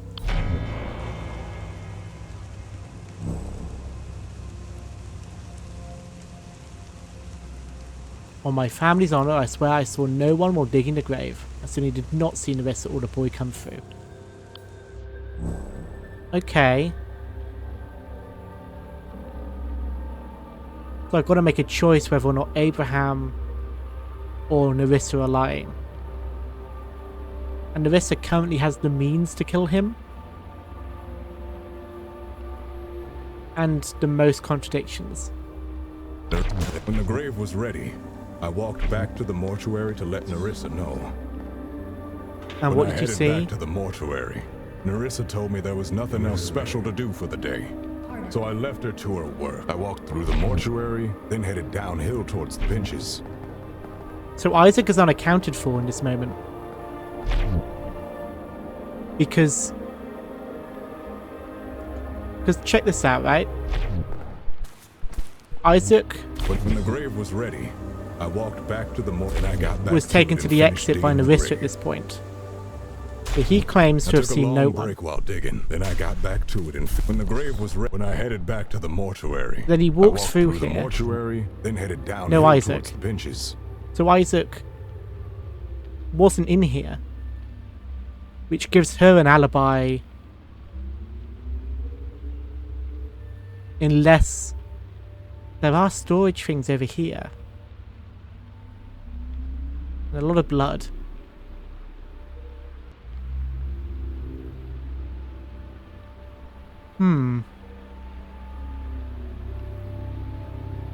When I headed back to when the grave was ready, then I got back to it. I took a long break. So Isaac is unaccounted for. It's within my rights. There wasn't anyone. The ground was hard.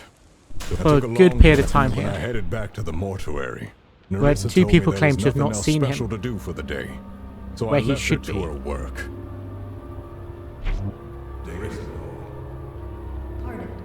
I walked through the mortuary, then headed downhill towards the benches. Okay.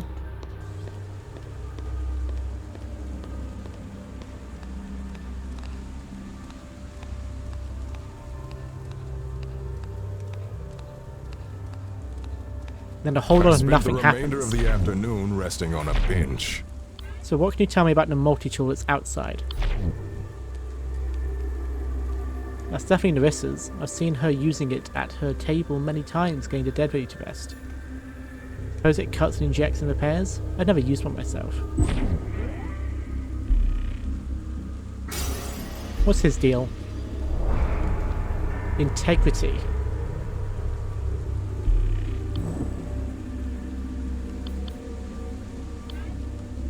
Found in Abraham's sanctum. He values honesty and sincerity.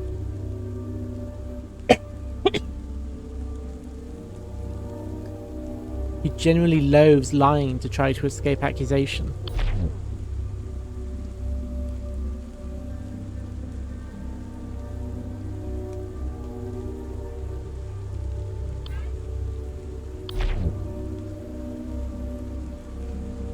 I was horrified. Just after dark, I heard a... Without faith, I could never have persevered through those days. I am grateful to Ein Sof and the kind souls of our church. Okay. Right, let's talk to Augustine. I was horrified to discover that it was Isaac's dead body. That's when I called for help. At the most then, I passed through the graveyard until I saw the statue of Saint Walpurga. What craftsmanship! And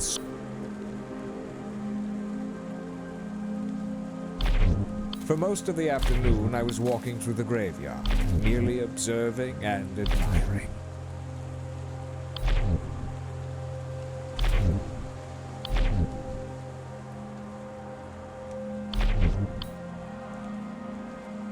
Okay. So he doesn't say anything about... At sunset, I wandered to the... For most of the afternoon, I was walking through the Oh, look. graveyard, merely observing and admiring. He's over there tending to that grave. Not resting on a bench. Abraham. I spent the remainder of the afternoon resting on a bench.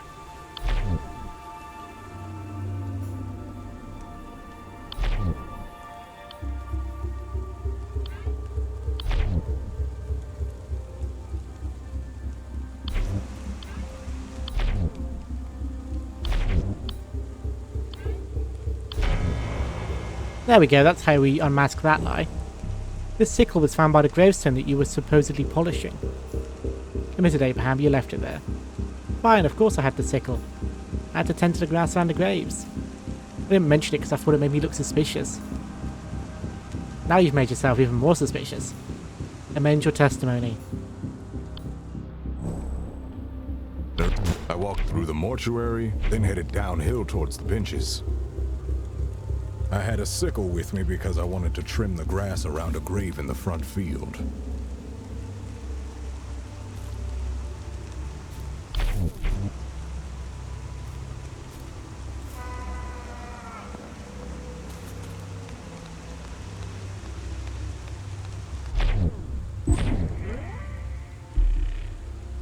This guy is now just as suspicious as the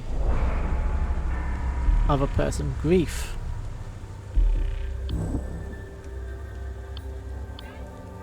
Found in Abraham's sanctum. Though it was over 100 years ago, Abraham mourns his family's fortunes, so quickly reducing their status. I will never forget that night. Someone torched our home trying to burn us alive. Of course, the guards never caught the arsonist. How could they, when it was almost certainly one of their own?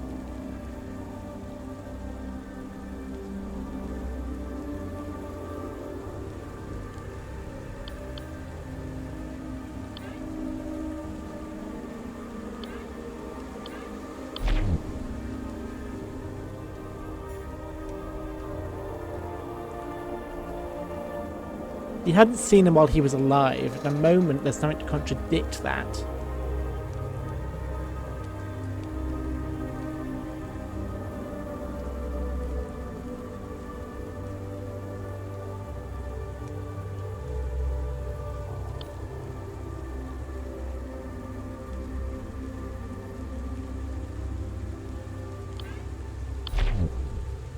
These can't be my footprints. It's true that I went inside the mortuary after working inside, but that was before the rain. There you go, Zyhex, he finally acknowledged the rain. It wasn't raining earlier when he dug the grave, I guess.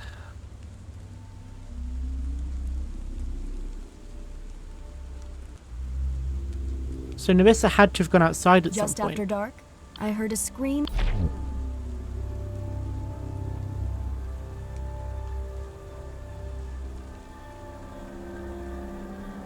He did tend the other one in the rain, that's true.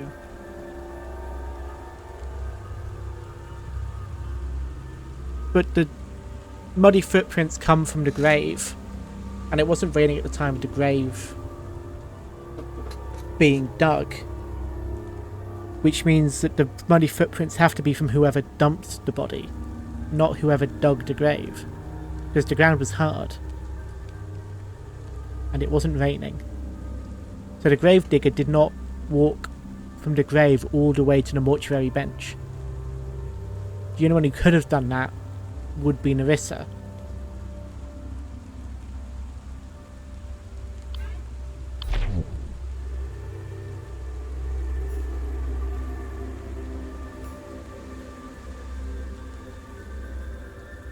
Right, I'm asking her to do another autopsy on the body to see why he's got an abdominal scar. And if he's missing a liver, that's going to look bad. As you wish, sister. Please give me a moment. There, it's ready. Good, let's have a closer look. His liver, it's loose, and it's not attached to the rest of his organs at all.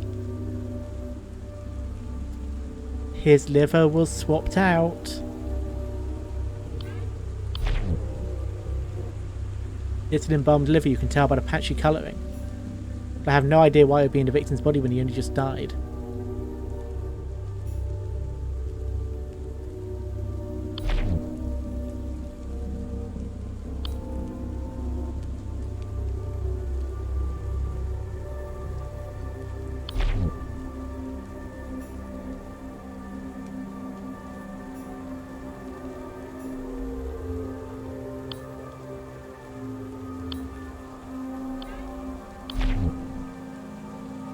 The surgical multi-tool is designed for precise incisions into hardened tissue. It would have sliced through a living body with ease.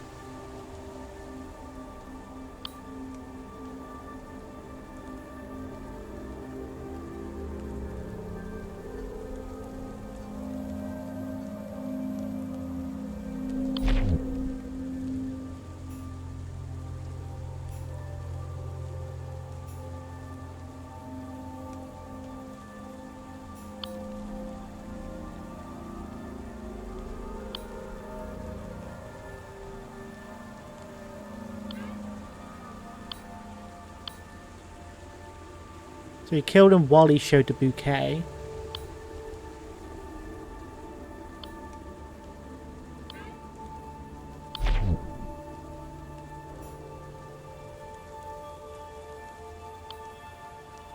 Well, there's no psychological motive for it. And there's no second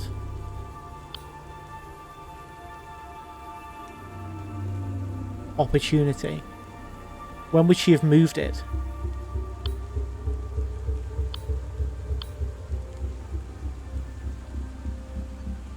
I was horrified to discover that it was Isaac's dead body. That's when I called at remote. I arrived at the graveyard with Isaac for months. Then I passed through the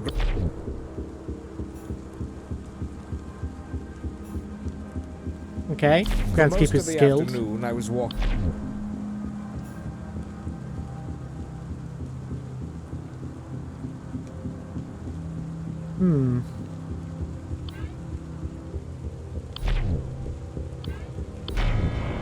Your Wraith scanner was being used for something. During your so-called stroll, did you drop this by any chance? I found it placed in front of a gravestone. What were you doing with it? This has nothing to do with Isaac's death. I shall be the judge of that. Tell me what you were doing. I was using that scanner to recover a lost hymn for Abbot Gregory to use in tonight's mass. The last record of it is etched upon these gravestones.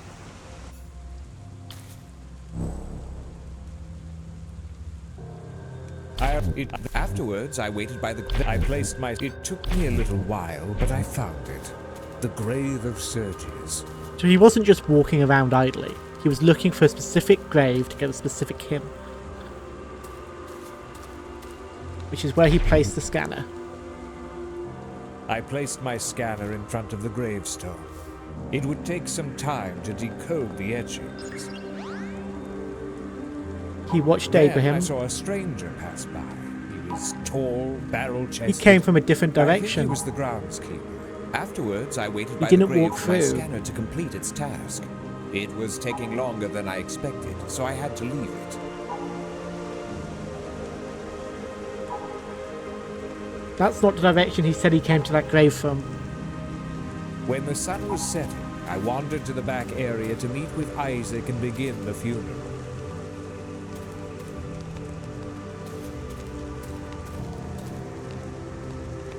Oh, At sunset, I wandered Well. to the back area to meet with Isaac. I was surprised when the sun was setting. I wandered to the back area to meet with Isaac and begin the funeral. this fucking game, man. That is just... You spend so long deducing shit, and then you see that happen.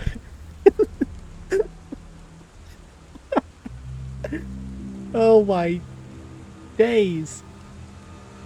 Hey, Augustine, what are you looking at here? At sunset, I wandered to the back area to meet with Isaac. I was surprised to find an open grave with something inside.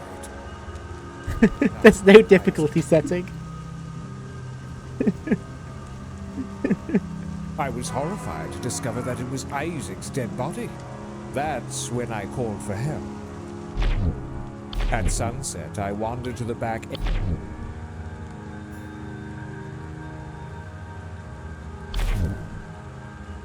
When the sun...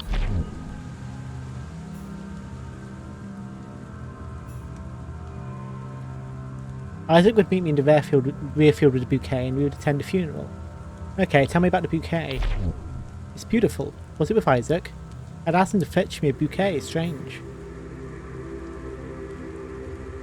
At sunset, I... Did you see anyone? No, I was the only one near the grave.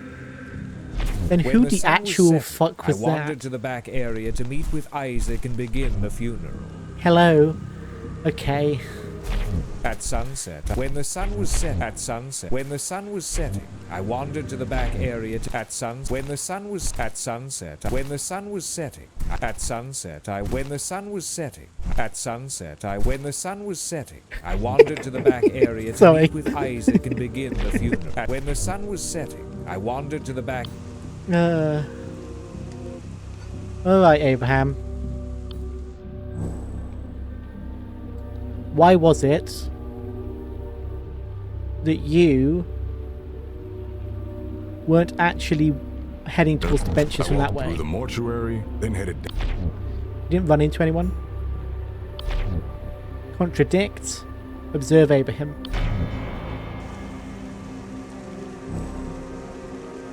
Lies, you didn't walk from the mortuary after speaking with Nerissa. You passed by the grave. Augustine saw you coming from the back fields. Fine, I did walk through the back fields. Past the grave I dug. People have always blamed me for things I didn't do, so I don't think you'd believe me, I'm sorry. This guy's basically just lied every time because it would be too suspicious if he told the truth. I haven't said I believe you yet, but we'll see. What was in the grave when you passed by it? Nothing. There was no body, no blood. Nothing. He does have an integrity thing going on, but he's lied basically for everything.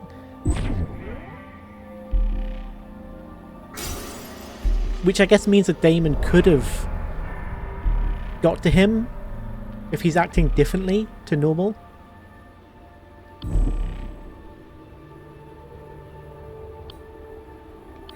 Last scion. As the last descendant of a disgraced noble lineage, Abraham feels owed his family's legacy. About 100 years ago, the church decided Sergius, my great-grandfather, was a heretic. My great-uncle was a heretic, which I suppose he was. That's the grave that they were scanning. But ever since, they've persecuted my family, confiscated everything we owned. Noble to labourers overnight. And all that's left of Sergius' line. I took this job to somehow keep working my ancestral lands one way or another. I was bitter when I started out, but I've discovered the work suits me. Maybe it was Iron Soph's plan all along. Are you interested in the scanner? Doesn't know what it is. Okay. Let's go to Augustine. It took me a little while, but I found it. But actually, let's watch When the rest grave was of... ready, when the grave was ready, I walked back to the mortuary to let Nerissa know. Pardon. This When I does now passed by mean the then grave, it was still empty, ready for the funeral. actually that Nerissa no longer has the alibi that Abraham would have seen Isaac. After Abraham's disturbance, I completed the embalming to the best of my humble abilities.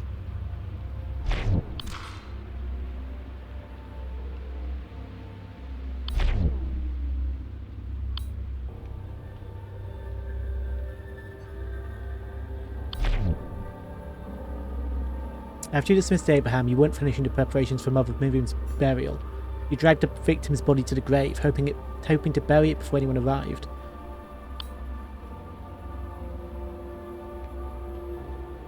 Still no motive. So I need to contradict stuff that has been said, which means I need to find more evidence.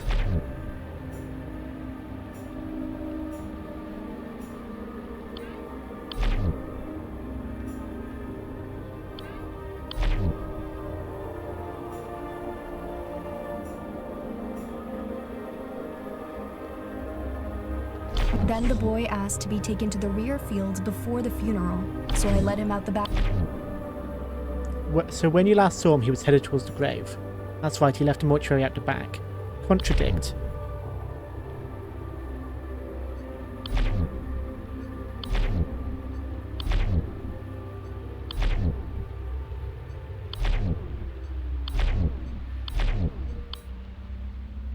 So the fact that Abraham never sees him doesn't contradict that he was allowed at the back?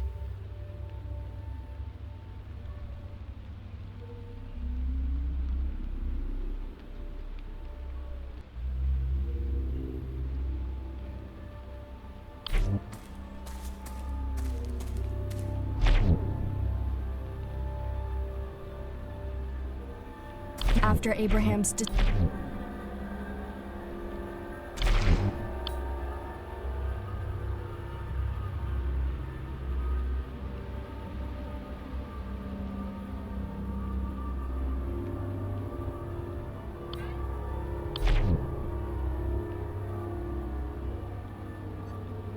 I had a sickle with me because I wanted to trim the grass.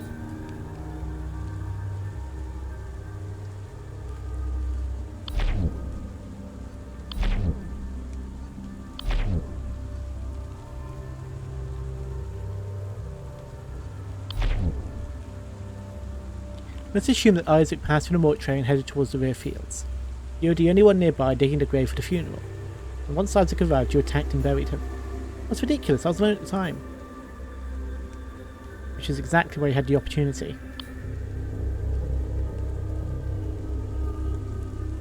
You had your sickle. This sickle could have been used to slice open the victim's body. Doesn't this belong to you? Of course it's mine. I used to cut the grass away. That doesn't mean I killed someone with it. My lineage has nothing to do with this. Leave me be. Grief. The boy had nothing to do with my family's death. I had no reason to hurt him. That's very true. So again, means opportunity, no motive. At sunset, I wandered to the... What's Augustine's mind palace? Disappointment.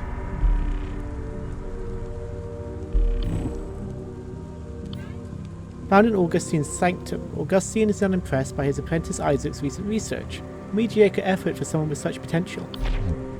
Isaac could have been an eminent scholar, if only he was more disciplined and vigorous in his thinking. No opportunity then for him to have murdered. Well, no motive.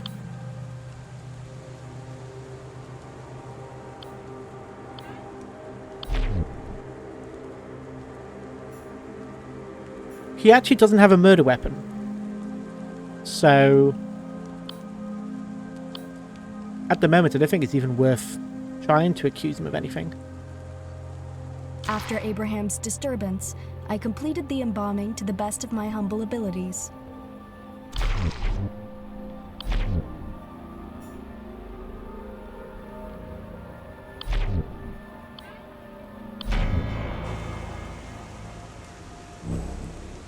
this liver is still bloody. How could you possibly claim that it is ready for burial? I couldn't finish the burial preparations in time because I misplaced my surgical tool. I searched all over the mortuary for it, but I couldn't find it anywhere. Look for multi-tool. Mid-afternoon, after Abraham left, I noticed that my multi-tool wasn't in my pocket. I searched all over the mortuary for it, but it was missing. So she went outside or not? Did you go outside? No. Also, there's no muddy footprints in her current testimony. I did what I could without making new incisions, but that made things slower and messier. I'm not pleased with the results.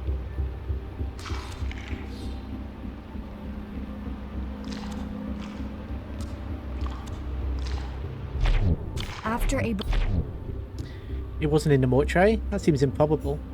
I thought the same, but I searched everywhere inside. It's just not here somehow.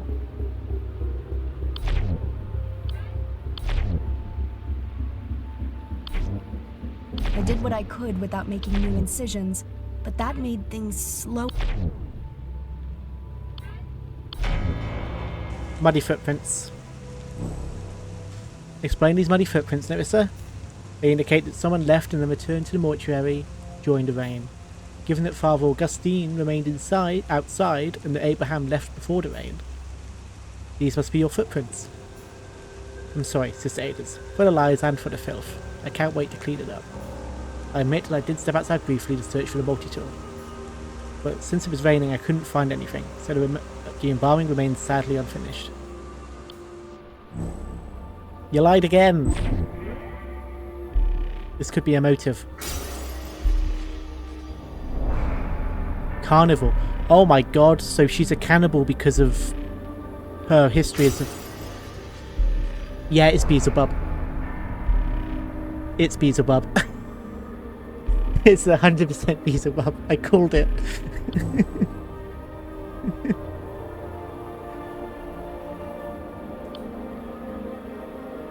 Well, accuse... Actually, no, let's just talk to her first. Carnival. Perhaps I enjoy meat too much. Everyone has a soft spot for psych. It's a terrible tendency of mine, but it's harmless, I assure you. I only nibble at the entrails that no one would want. It's a little nibble. Okay, motive. You wanted to fucking eat him. Your austere childhood has led you to develop a deep craving for exotic meats, especially a certain rare flesh that had sustained you in a time of need. Working as an embalmer must have tempted you, day in and day out. You were so virtuous for so long. You had handled the organs as part of preparing the bodies. You could easily imagine the taste, the texture, yet you resisted. Then Isaac arrived and the daemon spoke. You could no longer ignore your hunger.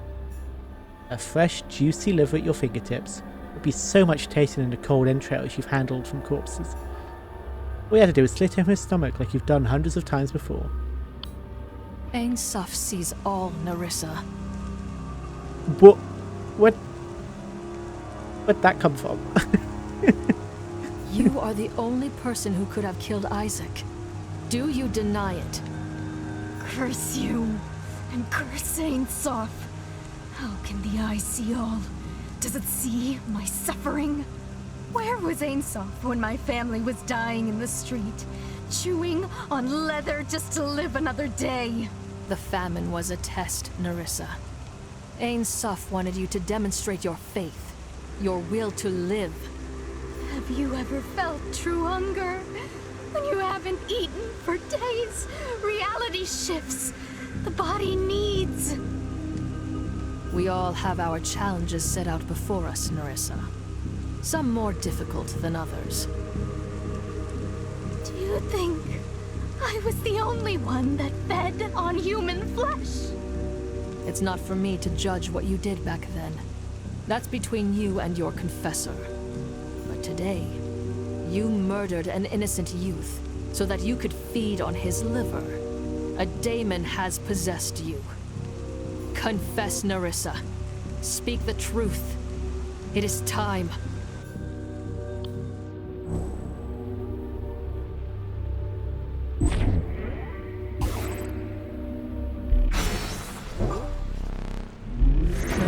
wretched soul is twisted by demonic influence. I must speak the daemon's true name.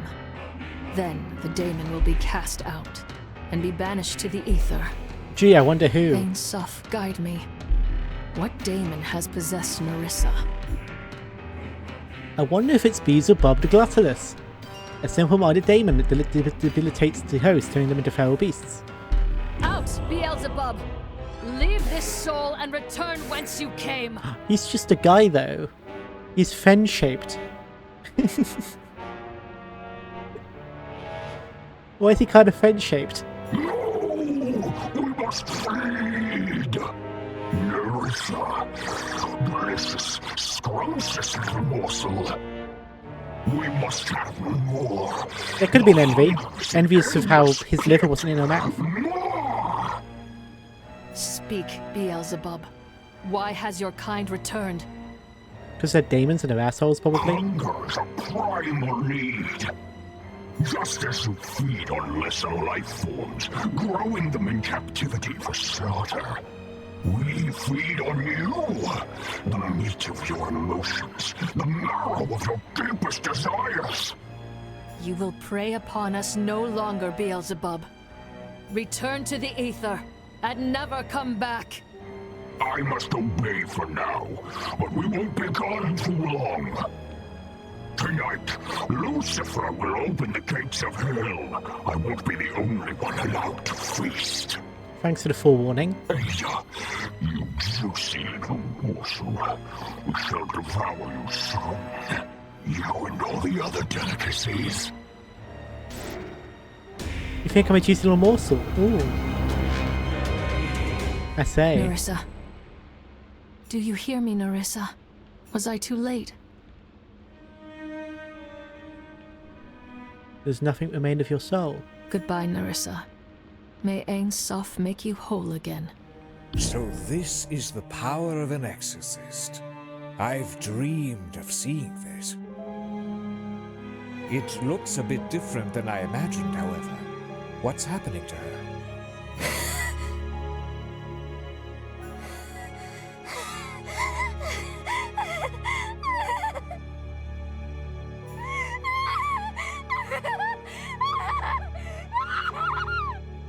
She's kind of crazy, though. Ada, look out! Huh? Halt, Nerissa. Good. I've stunned her. Are you all right, Sister Ada? Yes. You came just in time. My thanks, Virgil. She was going for me. Ain Soph, save us! Another possession! Another killing! How is this possible? Who is responsible? I bet it's you. Virgil, you have failed us. How could you allow this to happen? Excuse me? Unfortunately, Father, I believe you are primarily responsible. We should have listened to Ada. Well, I was right, wasn't I? The final investigation is going to be on the actual abbots. She warned us about the contaminated body, and its demons spread, just as she said. We must act now. We can't waste any more time bickering about who's to blame. The daemon within Nerissa spoke of Lucifer's return. He walks among us. I like to imagine a portal appeared on the ground and he just kind of rose from it. And it's like, oh my god, demons. Again. Whoa.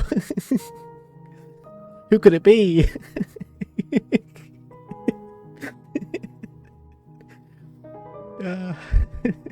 It's perverse that they would return now on the holiest of days. Why?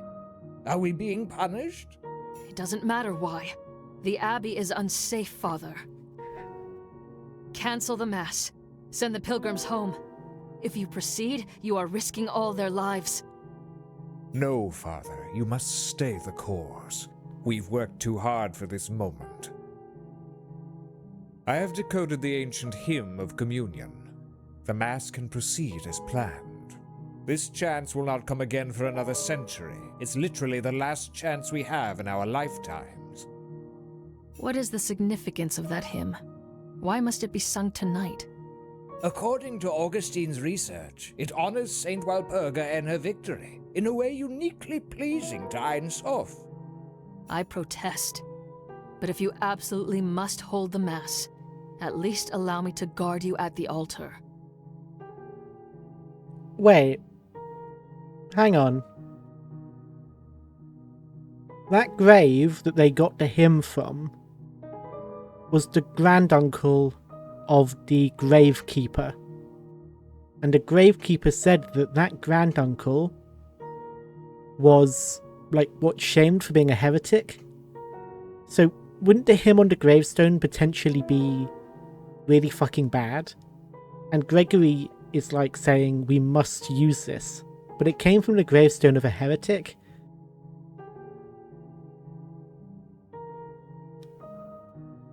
Just saying. You are putting yourself in danger. What if you were possessed? That may be unwise, Father. Surely if things are as dangerous as you say, nobody should be trusted. Well, yeah, exactly. How do we know this supposed exorcist is not the pawn of Lucifer? Shit. That's absurd! You witnessed the exorcism! No, I saw her turn a woman into a rabid beast. Ah, you son of a bitch. What really transpired in the ether when she supposedly exorcised these demons? She invokes the demons' names. She knows them more intimately than any of us. You absolute bastard. I speak their names to control them and then banish them. You know this.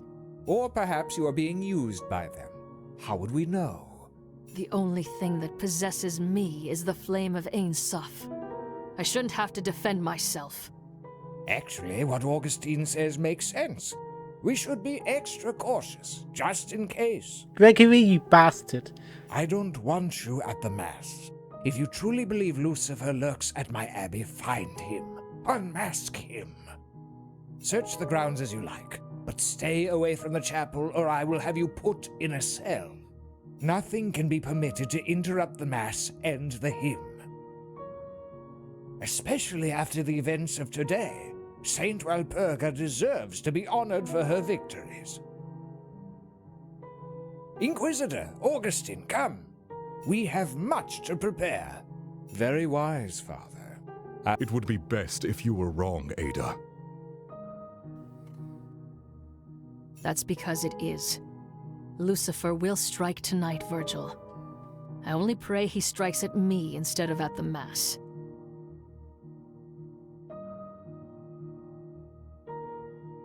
Stay vigilant. Poisoned by Father Augustine against me, Abbot Gregory ordered that I remain inside of the chapel for the Mass.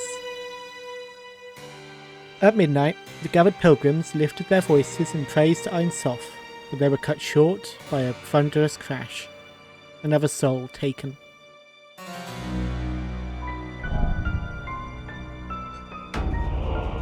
St. Walpurga's Abbey, Chapel. Virgil, where's Abbot Gregory? What interrupted his Mass?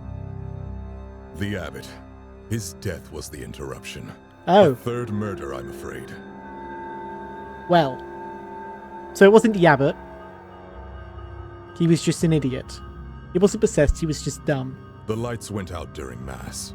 Ooh, a classic lights out murder. Moments later, the statue of Saint Walpurga crashed down from the ceiling, impaling Abbot Gregory with its spear. I've got to give it to him, that's creative. An assassination, then. But why? We must determine who is possessed immediately. Examining the facts will reveal Ein Sof's truth. How was the statue held in place? Due to its weight, we had to rely on using aether-powered restraints to hang it above the altar. I mean, Augustine was being incredibly sus, pointing the finger at me, so... And he was really excited to see exorcisms. Maybe that's like Lucifer's curious. Maybe Lucifer was like curious, like, hey, I want to see how these exorcisms work. Which means the killer must have sabotaged the 2 power generators on the balcony floor. There were only 2 people on the balcony during the Mass. I've detained them for interrogation. I've sent the pilgrims back to town, lest they panic and disturb the evidence. Excellent work, Virgil. Who are the suspects? You said there were 2. 2 on the balcony. You already know them. Brother Gideon and Father Augustine. Oh, yeah, so final case is the return of 2 previous people. Since you are a key witness to the events, I will of course hear your testimony as well. May Ain Soph show us the truth behind all of today's events. It's gonna be Father Augustine, isn't it? I mean, he's got the look about him, and he accused me. Alright, Virgil. My buddy here. Sister, we must bring divine justice upon the sinner who killed Abbot Gregory. I only wish I could act as Inquisitor here, but I submit to your authority. This is what I witnessed tonight. We arrived shortly before the Mass began. The Abbot ordered me to patrol the balcony. Ugh. As you command. I began my patrol by securing the east side of the balcony. I saw Gideon examining the ritual bell.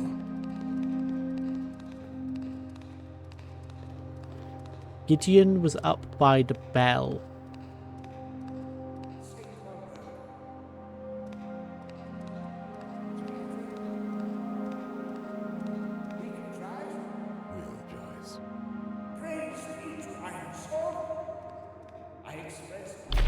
Then, I patrolled the south balcony. Or patrol.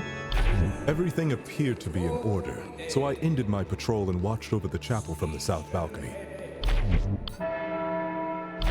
Lights go out. As I heard the ritual bell ring for the second time, As it the rings. lights went out.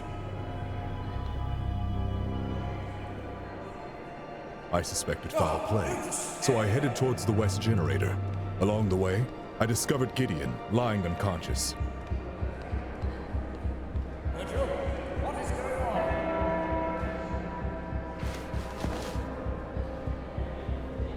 What if it was a team effort? To protect Well, I mean, the he's remaining unconscious, so that's not a generator, great- I ran towards the that's east not a great balcony. sign. Along the way, I heard an explosion. Something goes boom. Then, And? the statue's aether restraints deactivated, dropping and impaling Damn. Abbot Gregory. May he rest in peace. When I arrived at the generator, Augustine was standing nearby, smirking at the carnage he caused. I arrested him there and then. Smirking at the carnage. Okay, let's talk to Augustine first, because he seems like the obvious suspect, but also Virgil isn't free of suspicion. Because he was at both balconies at some point. Ah, poor Abbot Gregory. We had such hopes and plans together. If only he had listened to your sage advice, Sister Ada. Perhaps he would be safe now, You. I cannot ignore that you are the link. Everything that has happened today points back to you, Augustine. It must be a tragic coincidence. The Abbot was my friend and trusted ally. I wished him no harm. You have Lucifer vibes. Explain your actions. What were you doing on the balcony? With Mother Miriam's passing, Abbot Gregory needed someone to ring the ritual bell. I volunteered. It was an honor. You volunteered, which because it would have put you in a great position to get to the balcony.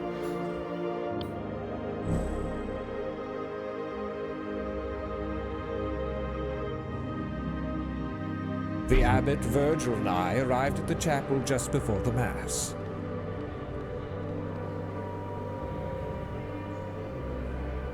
Inquisitor. I'm still curious why Gideon was up on a When balcony I there. headed to my seat for the Mass to begin, I was rather excited for the proceedings.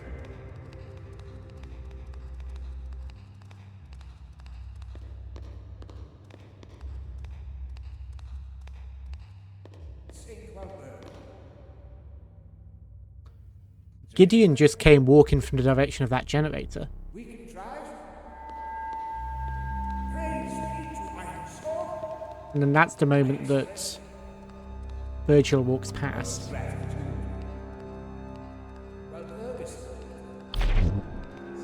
Thing to him. We began by singing the hymn of communion. It Head was to the bell. When the sermon started, I headed to the balcony to prepare to ring the bell.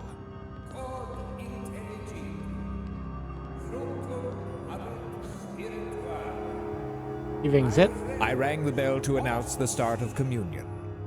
I noticed Gideon was absent from the other balcony, but didn't think much of it at the time.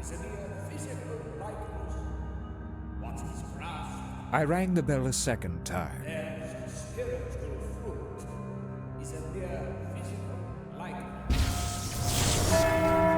Wow, he put some real swing into that. Suddenly, the lights went out. I have a feeling they might have used stock animations for this. I stood calmly by the bell, waiting for someone to fix the problem.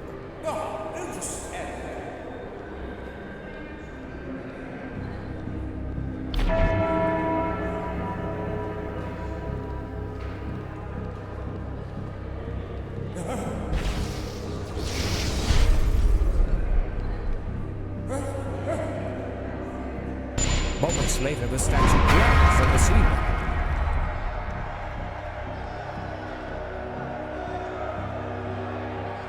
And I saw the abbot impaled by the statue. I'll never forget that image. That's when Virgil arrested me. So they were arrested at different locations.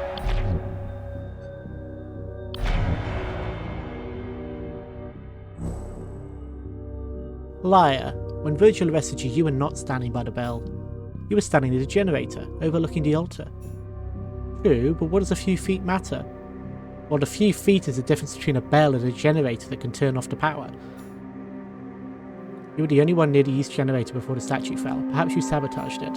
Ah, but I only approached the generator because I heard an explosion. I arrived after the sabotage, not before. Stay calm. Suddenly, the lights went out and the chapel you was hear the covered in explosion? darkness. Then I heard an explosion.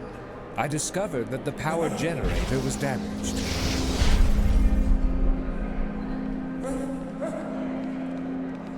Moments later, the statue, but I saw the abbot impaled by the statue.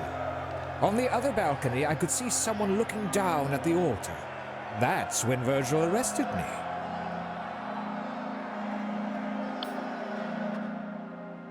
Final testimony. Gideon, hello again. This can't be happening. Yet another death? Am I to be blamed again? Calm yourself, Gideon. I am innocent. Even more, I'm a victim here. I was attacked. Surely that puts me above suspicion. You were attacked by whom? I couldn't see them, whoever it was. They attacked me from behind. I was knocked unconscious until the guards found me. At the start of the night, I was waiting near the organ.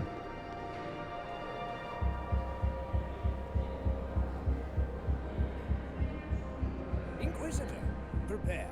As you command.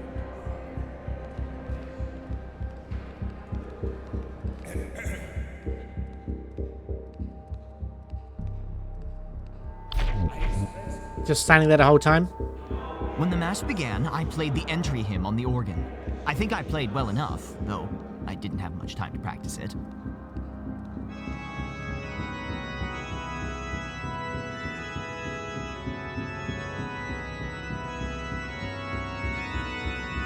Sounds decent enough. After the opening hymn, I listened to Abbot Gregory's sermon. It was a pretty good one. It was a pretty good one. Hey, it's pretty good.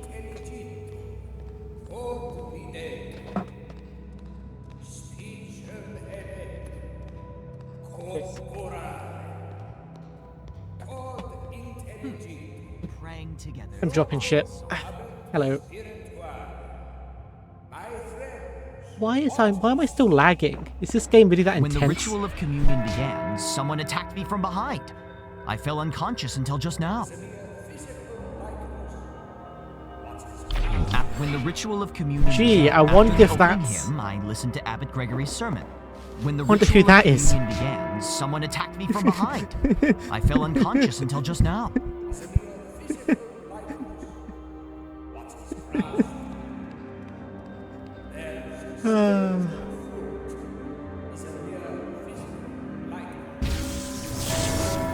He runs over there, sabotages the generator. That turns off the lights.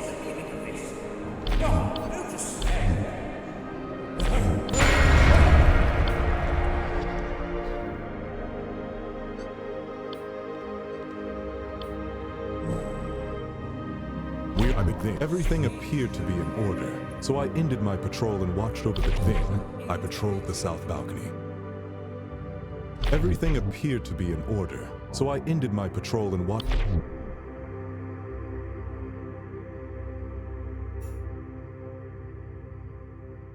Gave me a clear vantage point of the entire chapel. Well, if you had a clear vantage point, why didn't you see Gideon get knocked unconscious? You failed to see how that's relevant. You failed to see how having a vantage point over the entire balcony and not seeing someone get knocked unconscious is irrelevant.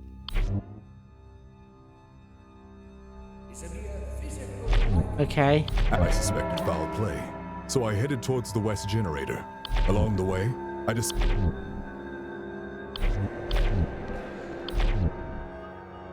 Gideon was lying unconscious. Why didn't you help him? As cool as it sounds, I had little choice but to leave Gideon there. The culprit was going to strike again. I had to hurry. Everything appeared to be in order, so I ended my patrol and watched over the chapel from the south balcony. You're currently the most suspicious one. So... I just need to figure out how to get you to realise that. Right. Let's get physical evidence, because that usually gives me a ton more to work with. Abbot Gregory was stabbed through the chest by a statue's spear while giving his communion mass. A hanging statue of Saint Walpurga. It was recently outfitted with a spear relic and suspended above the altar using aether restraints. Wait, it was outfitted... Who asked... The guy from the first case was asked to work on the spear by someone. Who was it? I mean, it's probably the abbot, I guess. I think it was the abbot. But yeah, this spear was made by the guy who was possessed in the first one. Yeah, the daemons had it planned from the beginning. I mean, that's very elaborate. Hey, can you make a spear for the statue so we can drop it on someone to stab them? And what happens if he wasn't stood in like the perfect position?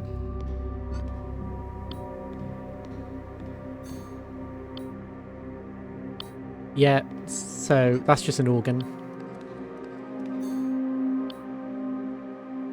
This normally powers the lights and the aether restraints. In conjunction with its counterpart on the east balcony, it's been fired by some sort of etheric discharge. So someone would need to have something that could do an etheric discharge.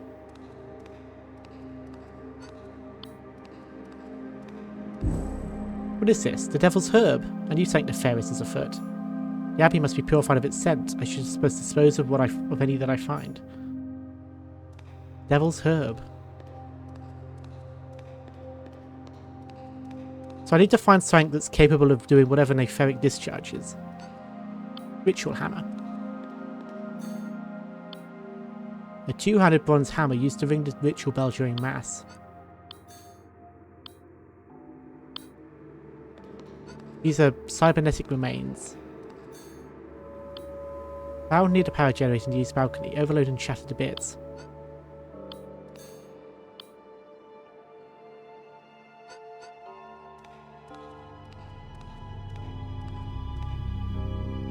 Right, eyes open for more stuff.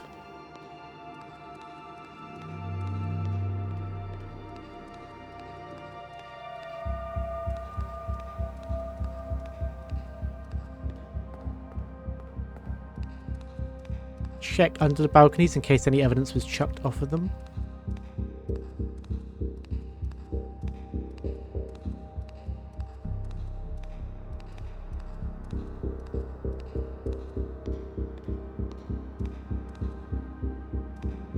Check between the pews.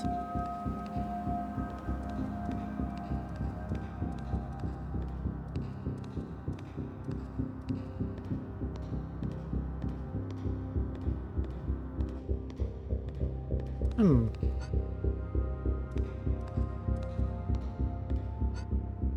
going to talk to Cybernetician about the spear because it was being made where he worked. You've been restored the spear for Walpurgis Act Mass. Using a blueprint brought by Father Augustine. Augustine.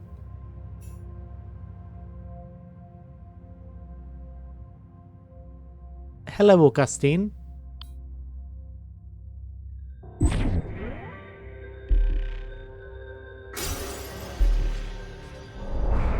Pride. Oh, well, that's immediately a red flag for having a demon possessing you.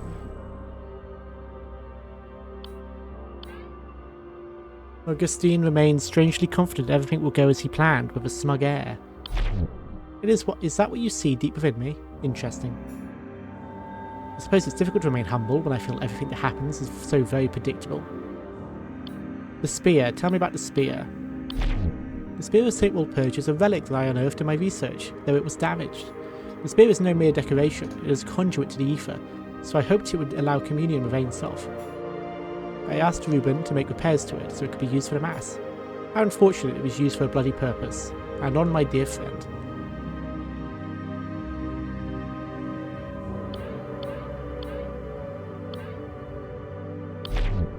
Ham is what I used to ring the bell. It has quite the heft to it. So it could be used to knock someone out. Just saying.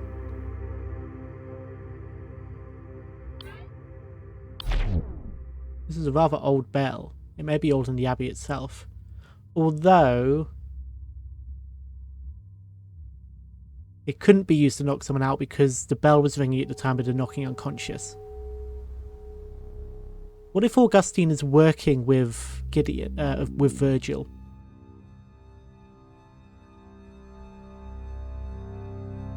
The bell rings perfectly to timed with the knocking of unconscious and the lights going out. It could be a signal.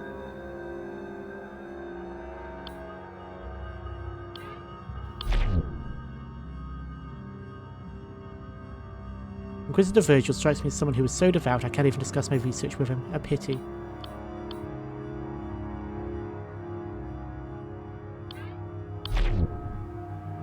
I commissioned a statue for tonight's Mass. That's suspicious. Stabbed through the chest by St. Walpurga herself. The killer certainly has a flair for dramatic. You have got a lot of pride, so you might say that about yourself.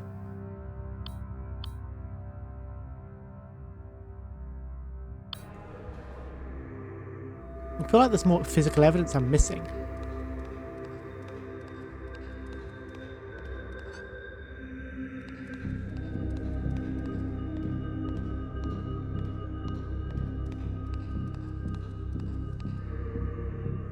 I suppose not.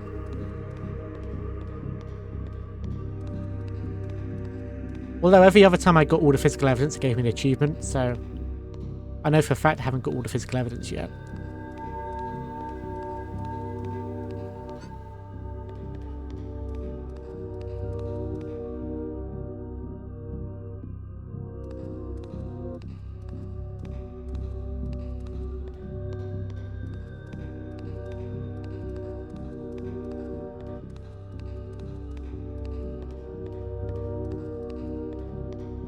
Come on, eyes, don't fail me now.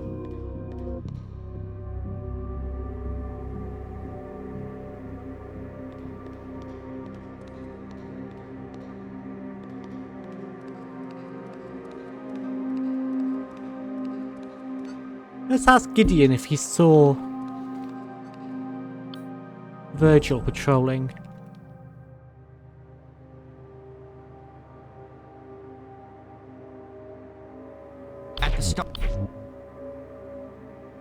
Watching over us, I doubt it. Wouldn't he have seen my attacker? After the opening hymn, I listened to Abbot Gregory's sermon. It was a pretty good one. That was my point exactly. When the ritual of communion... You were lying on the floor that whole time? That's right, by the time I woke up, the pilgrims had all been sent away.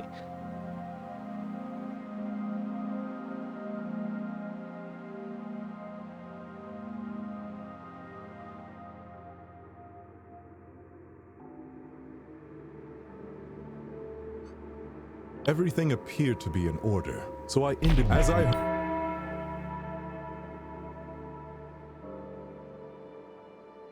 I doubt he was unconscious for such a long time.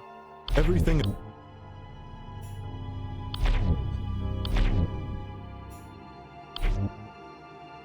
As I heard.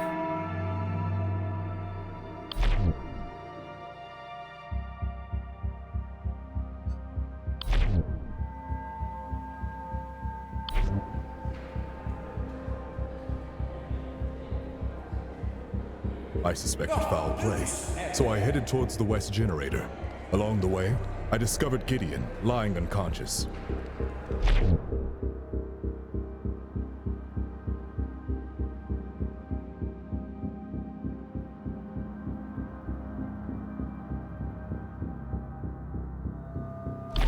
I began my patrol by securing the east side of the balcony. I saw Gideon examining the ritual bell. I forgot about that bit. At the start of the night, You had nothing else to do? Oh, there's nothing else to do, but wait. I had practiced patience for once. Contradict. He saw you.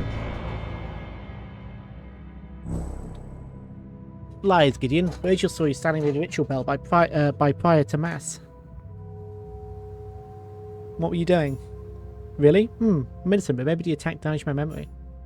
What your studies say does sound familiar. Did I misremember? I do recall being by the bell. When exactly did that happen? Let me think. given the tragic events of this morning, I examined the condition of the east generator to ensure the safety of the chapel. Okay. Inquisitor, prepare. As you command. I will ask you about the stuff that was damaged Next, there. I checked the ritual bell. As I was doing this, I saw Inquisitor Virgil gazing at the altar.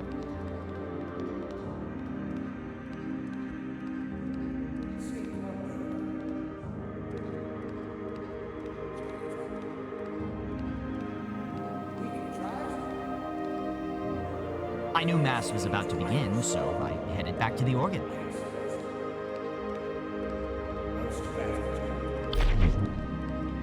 So Gideon is actually the least sussy this time.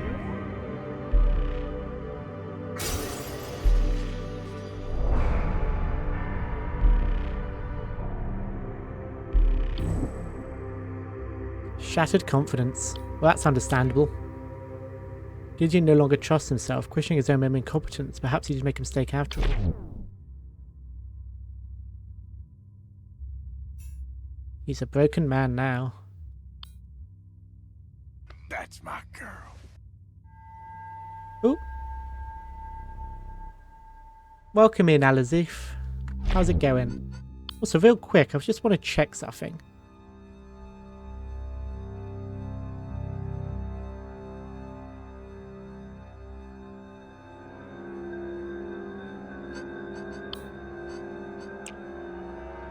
That might help with the lag.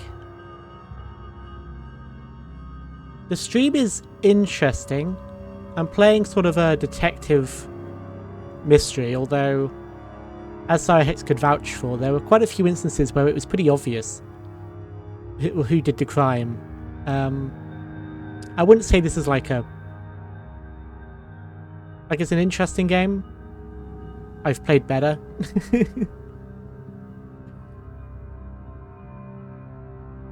It's been a bit too easy. I mean, we're on our third case in 2.5 hours. It's taken 1 hour to do each case. And it's just straight up shown us sometimes who did the crime. Even though it didn't tell us. It's weird. Anyway. When the Mass began, I played the entry hymn on the organ. I think I played well enough, though I didn't have much time to practice it. Okay. Then, I patrolled the south balcony. I began with... Given the tragic events of this morning, I examined the condition of the east generator to ensure the safety of the chapel.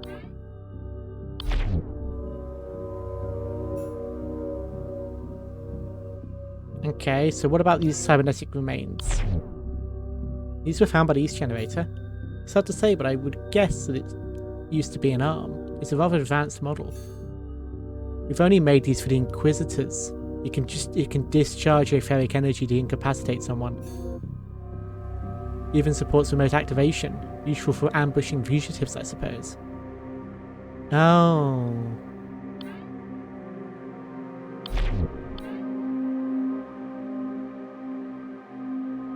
If it can be remotely detonated, then he can easily time the destruction of the generator. No one else could obtain an arm like this. Not in any official way. Theoretically, someone could sever the arm from an Inquisitor and directly cause the initial discharge. But that would require great knowledge of etheric technology. Virgil, why is an Inquisitor's We arrived arm... shortly before the mass began. His arm's always covered.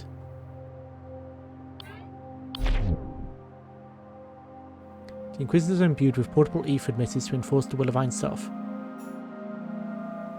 They are non-lethal, of course.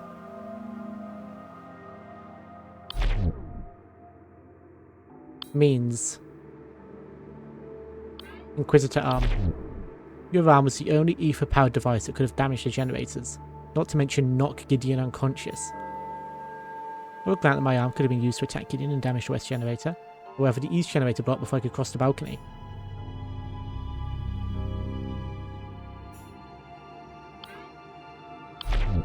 Inquisitor arms have a special design allowing for remote activation.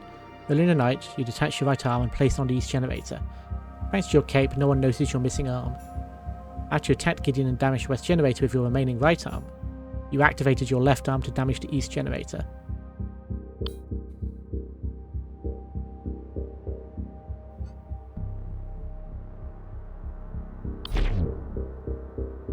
It was when you claimed to have been watching every chapel. In truth, you were destroying the west generator. No one heard the explosion thanks to the ringing of the ritual bell. What about Gideon? He would have seen me if I passed by him. True. However, Gideon claims he was attacked from behind and was lying unconscious throughout this time. This gave you ample opportunity to damage the west generator.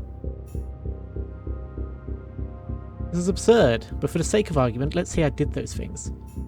Hypothetically, if I was the one that damaged the west generator, what could I have sabotaged the east generator with without being seen? Now that one is valid. If he had detached his arm and used the etheric discharge to destroy one generator, he had no more arm to do an etheric discharge and damage the other one.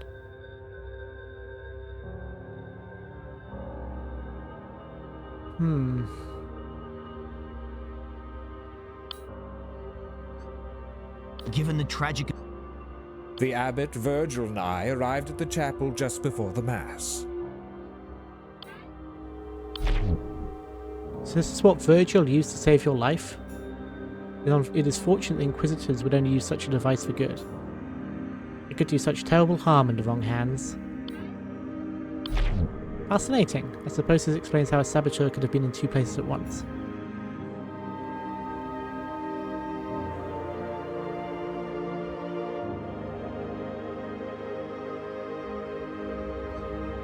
We arrived shortly before the mass.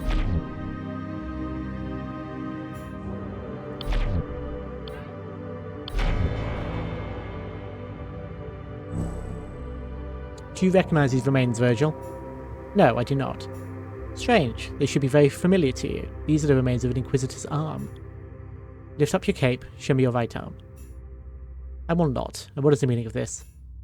Then I will do it myself. As I thought, your right arm is missing. Why did you hide this from me? Virgil, you betray my trust. Because I was ashamed. I failed to do my duty. Someone ambushed me in the darkness. The culprit severed my arm and used it to disable the power generators. I cannot deny that I failed to protect him. I have failed us all. Ah. So he's claiming it was stolen from him. Oh! Augustine's reaction to seeing the arm was that he knew what it did because he saw it get used to save me when I was attacked by the lady last time. So he was a witness to what the arm could do.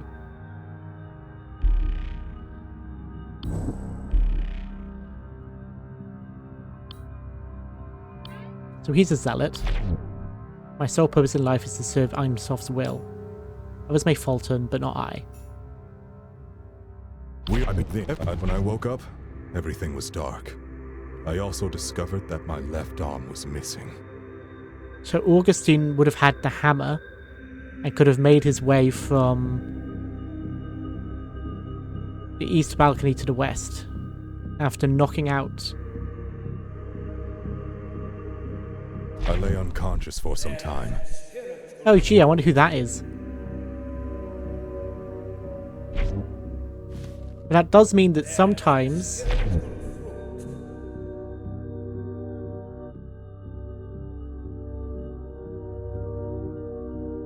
yeah, so actually the visuals don't always tell us what happened. Because the visual for knocking out Gideon was showing Virgil. But now it can't have been Virgil. I was focusing on the altar, so the bastard was able to sneak up on me. He knocked me out with a blow to the back of my head. With the hammer. I lay unconscious for some time. But then, who was ringing the bell?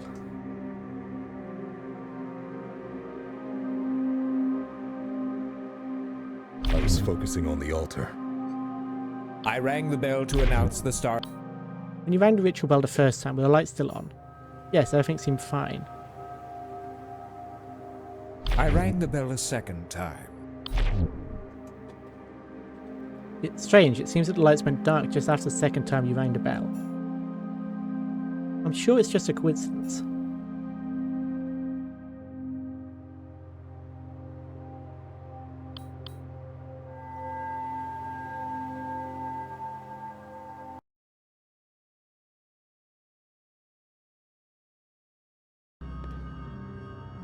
Right.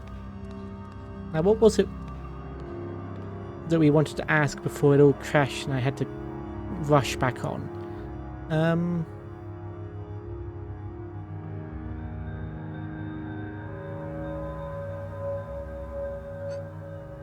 I talked to Augustine and questioned his idea that he was staying calm. Why wait? Why not investigate the situation yourself? Sister Ada, not everyone is as nosy as you are. Besides, I didn't want to get in the way and ruin any precious evidence or incriminate myself somehow.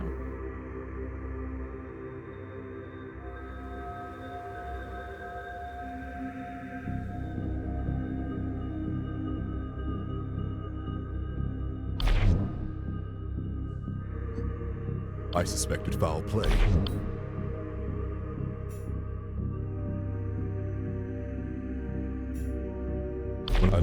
When I woke up, everything was dark.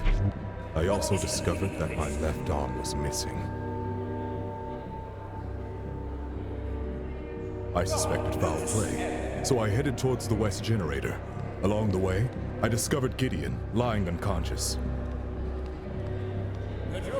What is going on?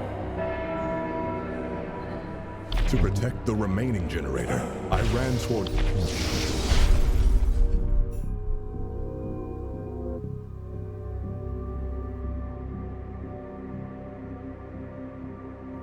Huh. How was the arm... I suspected foul play to protect the... Then I heard an explosion. So you chose to investigate the explosion after all? What happened to not being nosy? The lights went out, I had no idea what the problem was or where it was happening. That explosion was different, it was close to me. I could see that the east generator had gone offline.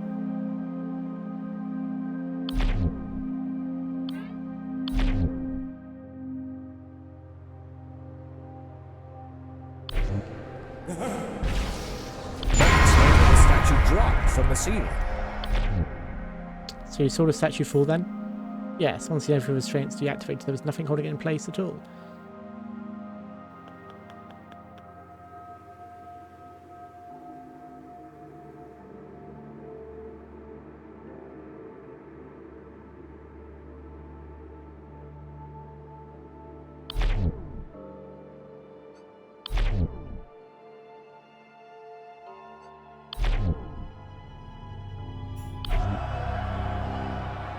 Who was the other person that was looking? Moments later. Right, maybe we need to talk to Gideon. When the ritual of communion began... Truly, you were lying on the floor that whole time?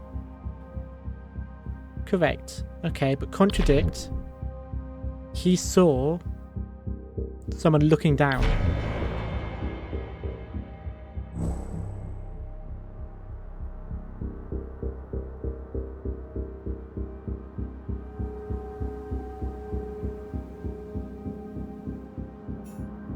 After the statue dropped, Augustine saw someone looking down from the west balcony. Since Virgil was behind Augustine, it has to be you. What were you really doing? Did you lie about the attack too? No, I was really attacked. I woke up just before the statue fell. I was trying to fix the generator. After the opening hymn, I listened to Abbot Gregory's sermon. It was a pretty good one. When the ritual of communion began, someone attacked me from behind. I fell unconscious until just now.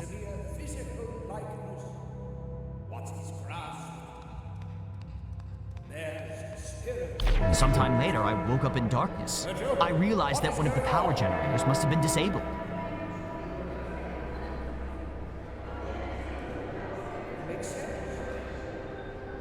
So I headed to the west power generator and inspected it. It was completely fried. There was nothing I could do to restore it.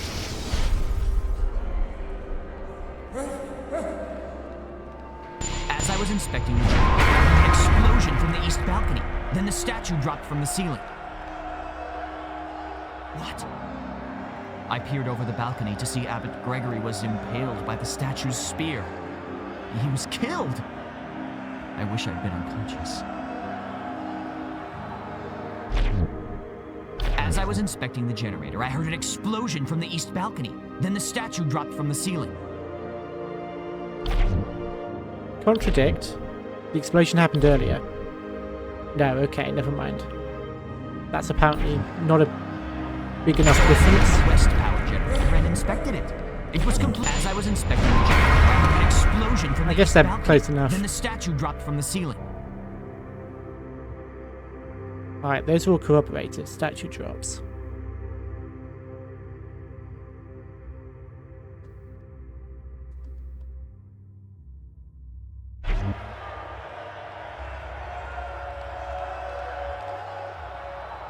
What? I peered over the balcony to see Abbot Gregory was impaled by the statue's spear. He was killed. I wish I had. When the ritual of communion began, someone attacked me from apparently behind. found Sometime Gideon. later, I woke up in darkness. So sometime.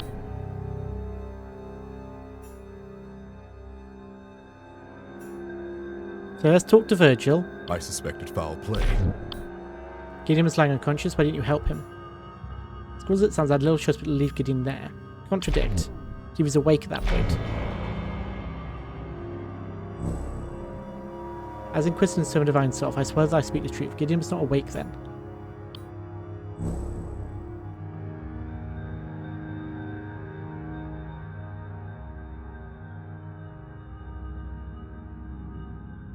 I think the I super.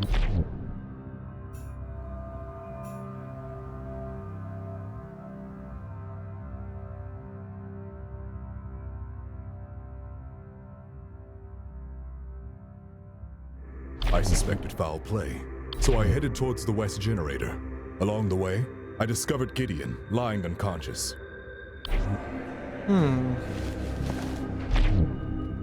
Let's talk to Gideon about that then. Sometime later, I woke up in darkness.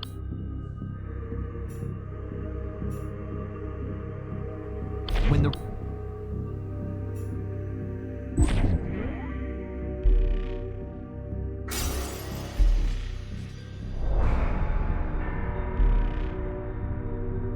Fear.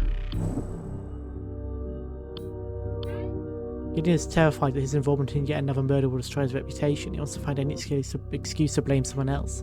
Of course I'm afraid of being framed for murder. It would ruin everything. I'm meant for greater things. Sometime later, I woke up in darkness. I realized that one of the...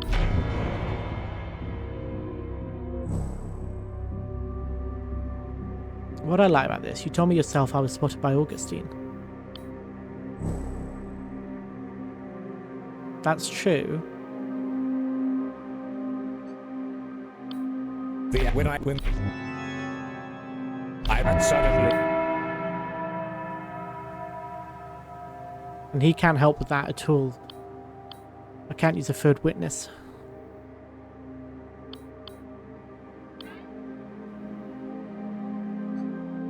I suspected foul play. It is improper to speak ill of the dead, yet I find this was Ainsof's will. Abbot Gregory cared more about his own glory in holding this mass and serving his people. If he only listened to you, Sister Ada, he would still be alive.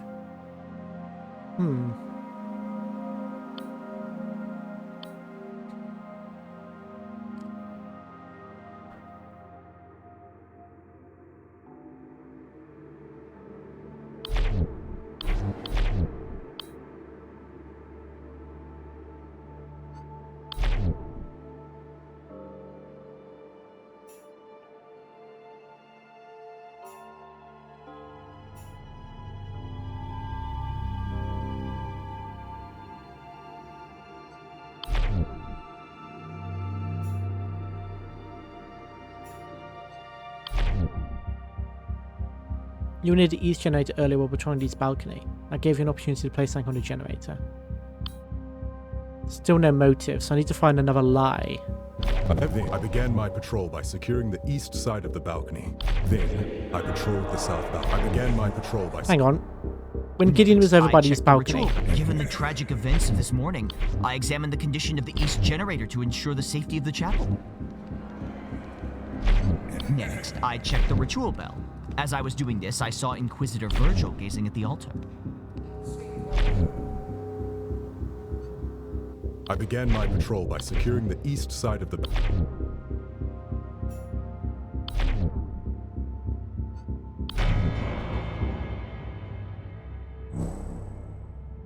Why'd you lie, Virgil? Gideon saw you on the balcony looking down upon the Abbot and Augustine. I didn't want to distract you with trivial details. It's true that I was watching the two of them. I suspected Father Augustine was up to something.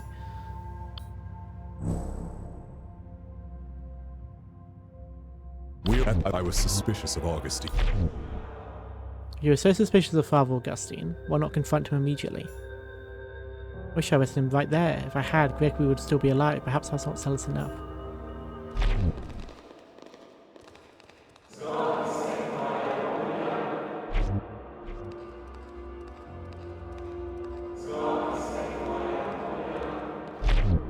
I went up the balcony, this is the new one, but at the eavesdrop. abbot's behest, I patrolled the upper floor of the chapel.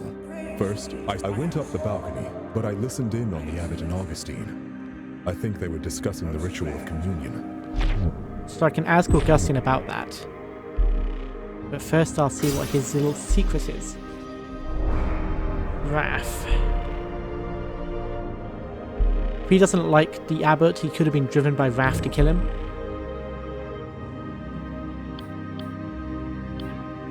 Virgil has a strong innate sense of justice, urging him to act and punish the guilty, provoked even more by today's events.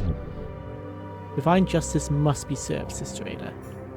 By Ainsof's will, I shall punish the sinners among us. It is my duty and my pleasure. And it is yours, I believe.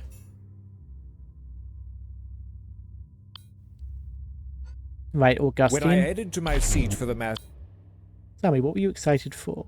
Tonight was a culmination of my labours. All of my scholarship pointed towards this moment. The spear, the statue, and the hymn, all gathered in one place.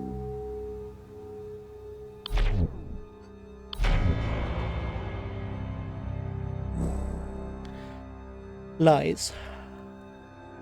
Virgil saw you speaking to the abbot. What were you discussing? He saw us. Very well. Abbot Gregory and I did speak by the altar, it's true. We were discussing the ritual of communion. We wanted everything to be perfect. The abbot, Virgil, and I arrived at the chapel just before the Mass. At the altar, the abbot and I discussed the ritual significance of the Mass tonight.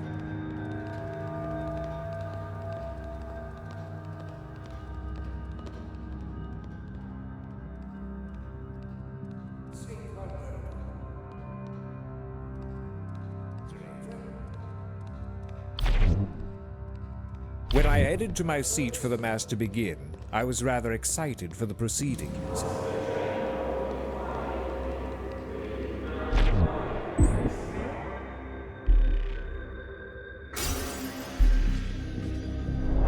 Ritual of communion.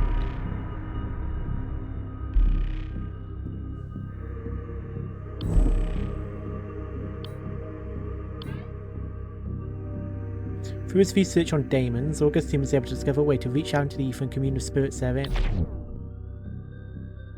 Abbot Gregory and I were trying to achieve communion, a state in which Ein Sof can speak directly to our hearts. Ein Sof wasn't always so silent, you know. Everyone would hear his voice, and it was no metaphor. But since daemons were sealed away by St. Walpurga, Ein Sof has become silent. The church pretends that they can hear what the lay folk can't. What if we could all hear Ein Sof again? What if Ein Sof was a demon? They got rid of all the demons and suddenly they couldn't hear their god anymore? Questionable. On Walpurgis night it becomes thinner still, a cyclical resonance every 111 years. By having the faithful sing in unison, we hope to break Walpurgis seal and witness Ein Sof once more.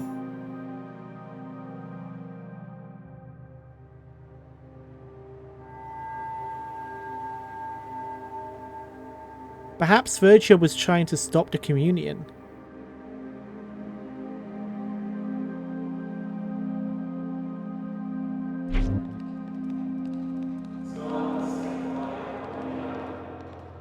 We began by singing the hymn of communion. It was glorious. When the sermon started, I headed to the balcony to prepare to ring the bell.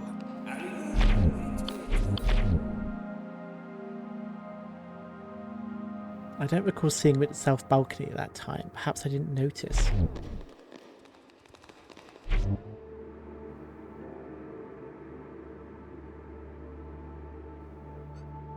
Everything appeared to be in. How could the culprit sneak up on you? Didn't your vantage point give you a full view of the chapel? Our position had two blind spots, the southwest and southeast corners. There was no one in either corner during patrol. Perhaps the culprit stuck behind me during my patrol and hid in one of the corners waiting to strike.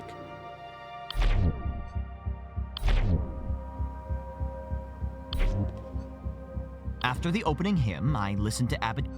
Wait, Everything appeared. I clicked on the wrong one. Okay. When the sermon started, feel like I there's headed a- to the balcony to prepare. This is when you arrived on the balcony floor? That's right, I was on the ground floor until then.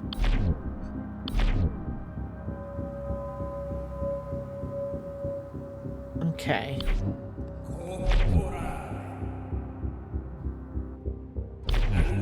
We began by singing the hymn. When I headed to my seat for the mass to begin, I was rather excited. Let's talk to Virgil about this communion. You don't know anything about it. Fair enough. Gideon, do you know? No, you don't. Okie doke. What do you know about Augustine, Gideon? My brother Reuben revered Father Augustine, but I find his obsession with daemons distasteful, if not dangerous.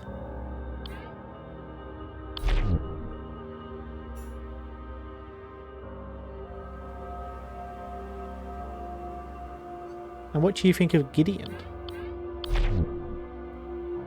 Excellent cybernetician and organ player. Still, I think Reuben was the true talent among the two of them. Alas. Virgil. What do you think of of Augustine? Do not trust him. He's hiding something, I know it. I was focusing on the altar, so the bastard was able to sneak up on me. He knocked me out. I rang the bell.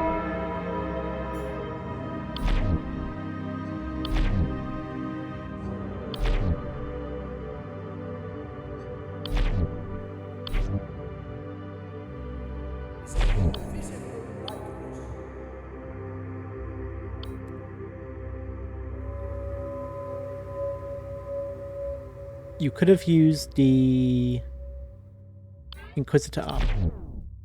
Use an Inquisitor's cybernetic arm. Its built-in ether emitters were powerful enough to damage the generators. But to obtain it, I would have needed something that could harm its owner. What could that be? A ritual hammer. Let's pretend that I could have incapacitated an Inquisitor with this. It's more believable than hurting with my bare hands. Opportunity. You could have sabotaged The east generator.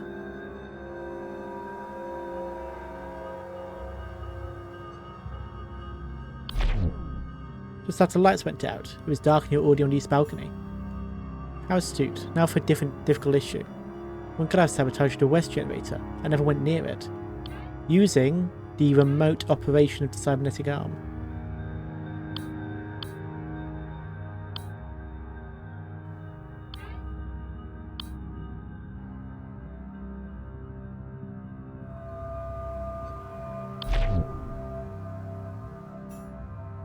Actually, was he on the west balcony? He wasn't on the west balcony. Shit. Unless he did knock them unconscious.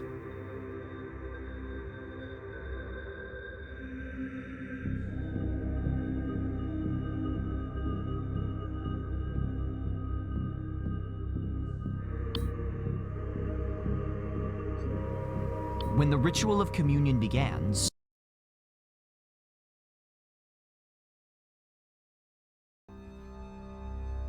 Okay, so we've got the contradiction.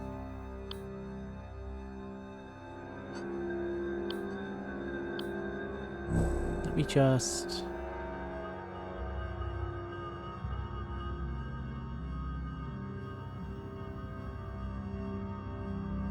lower the graphics on my model again.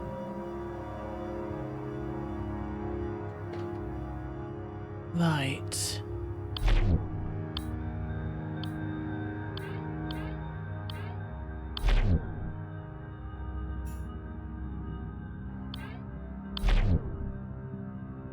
You killed Abbot Gregory because your favour's been twisted into wrath.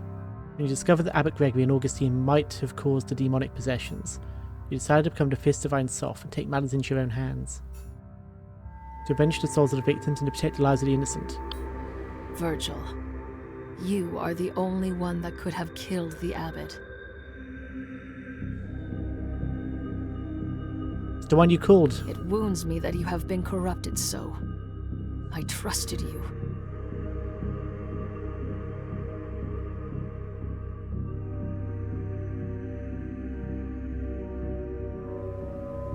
What a shocker. And yet when I examine the facts, it is the unavoidable truth. Perhaps I am a sinner, but the abbot was too, long before I gained my office. Father Gregory was well deserving of death. Try as I might, I can't regret what I did.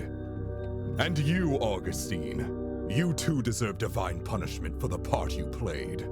You and the abbot risked the lives of everyone for your dangerous ritual.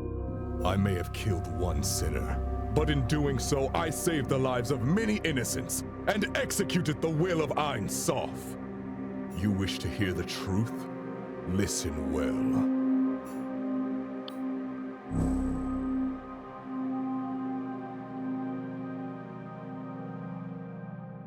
We arrived shortly before the Mass began.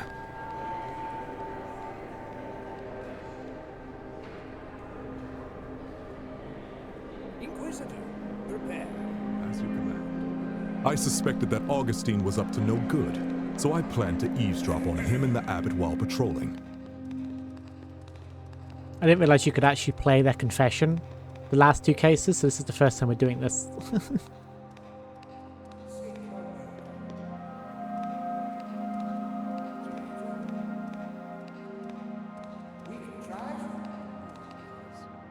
I was sickened by what I heard. They knew that the Mass would weaken St. Walpurga's seal and cause demon. That's when I saw a way to take care of both the abbot and Augustine. First, I attached my right arm to the east generator. Then, I pretended to resume my patrol. Yeah, I mean, his motive is I actually could damage the generator from far away. positive. Like, he's trying to stop the people who actually cause the demonic possessions. Unless that's the trick of the daemon. Maybe the daemon tricked him into thinking that those two were causing demonic possessions. But he's actually not. I waited near the organ for the sermon to end and approached Gideon from behind.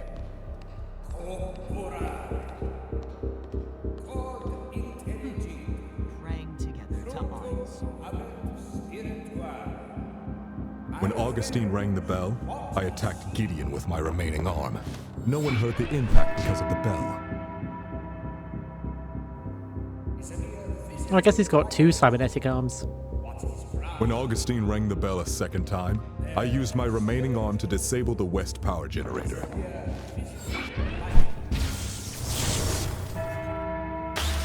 The lights went out, which gave me cover to escape.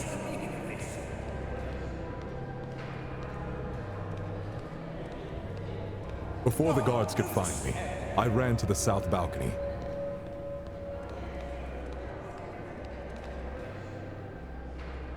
Virgil, what is going on?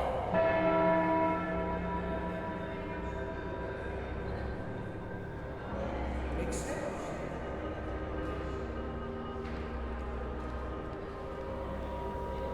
And now everything was in place. I remotely activated the arm, which destroyed the remaining generator. I wonder why he didn't immediately activate his arm. Gregory was killed, and Augustine was the only one standing near the generator. Oh, I see. All that remained was to Right. arrest that snake Augustine. Everything went to plan, and thousands They wanted to of wait lives for were Augustine to be saved. closer so he could I frame have him. no regrets.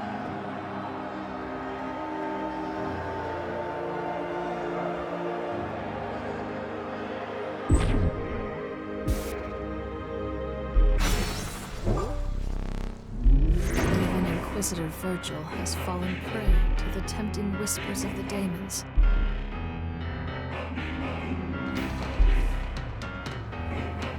The music's popping off.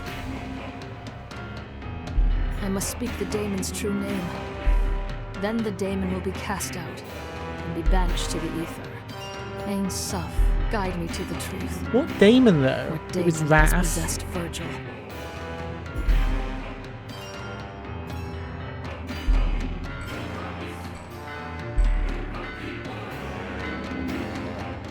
Satanas the Vengeful. Preys on the fervent and righteous, going them to take matters into their own hands. Out, Satanus! Leave this soul and return whence you came! It wasn't Lucifer. Do you feel the resonance, exorcist? The most righteous, stalwart servant of the church, corrupted by his own zeal. Beautiful. One might wonder how it is the faithful worship of even Ain Suf can cause murder. Silence! Ain Suf will purify Virgil's soul, Satanus. You are a scourge. Your very nature corrupts men's souls. Even one so strong as Virgil. Let humans be free of vengeance, Satanus. I banish you to the aether! Hate me. Let your blood boil. Anger suits you, exorcist. Uh-oh. He's putting a Palpatine on you, don't fall for it. Besides, we've already won. Uh-oh. Pray to your Ain Suf as much as you like. It will all come to the same in the end.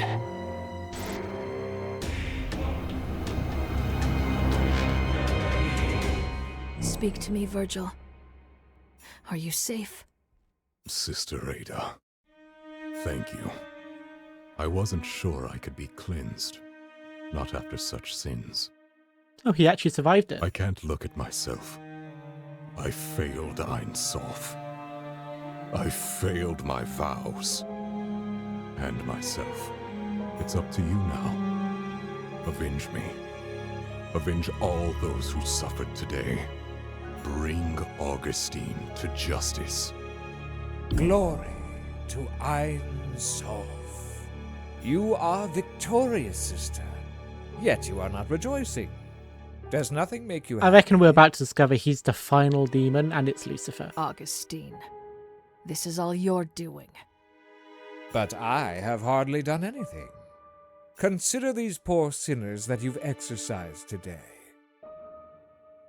A craftsman whose jealousy of his brother drove him to dangerous sabotage. An embalmer whose cannibal hunger was stoked by fresh meat. An inquisitor whose so-called justice led him to murder an abbot. You sure know a lot for just like a dude. Are they truly deserving of salvation? That is not our place to decide. Only Ain Suf may judge us. And yet you've seen their demons. The innocent can't house monsters. They were victims of demonic influence. Don't turn this around on them. It's true that the Spear of Walpurga hosted demons, with potential for contagion. However, their exposure was merely the catalyst. What happened after was their own will. They would hide their true selves behind false He knows an piety. awful fucking lot about All demons. I have done is unmask their lies. This is Satan talk. This is Lucifer speaking. Like, this is the kind of shit anyone would write Lucifer saying. It's right and just that their truth is revealed. Don't you agree, Sister Ada? Now, let us unmask the world. Father Augustine grasped the spear of Walpurga, the relic resonating with his voice as he cried out. But I heard only an ugliness worse than noise, the ultimate discord, the grating drives of demons. Where is Einsof? What did Father Augustine do? There's the guy. It's Lucy. Wait, boss fight? This is what it sounds like? To hear the demons? All of them freed? Indeed. How'd you have a boss fight in a detective game? Clear and strong, no longer through a glass darkly. I can't shut it out. It's maddening. Ein Sof, guide my thoughts. Chaos is the new order, sister. A century of stagnation is ended and will not come again. Saint Walpurga used her faith. So shall I. You still don't understand. The hymn of communion opened the spear as a conduit. For 111 years, Ein Sof was sealed away. Hey, we from might get to see us, Lucifer conduit shirtless, you never know. shattered. It's a rare honor for a scholar to influence history. Rebuilding the Might be spear interesting. will be remembered as my life's work. With the demons returned, humanity can take its deserved path to self-destruction, and I as its shepherd. You are merely the sheep, Augustine, not the shepherd. Your master must reside within you. I shall cast him out and end this madness. Lucifer. Come to get you, bitch.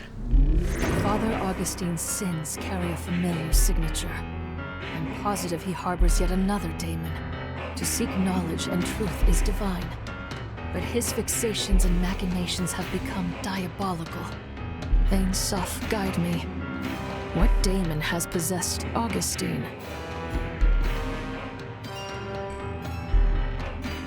I mean, he literally had pride as one of his mind things. This game has not made it too difficult. Out, Lucifer!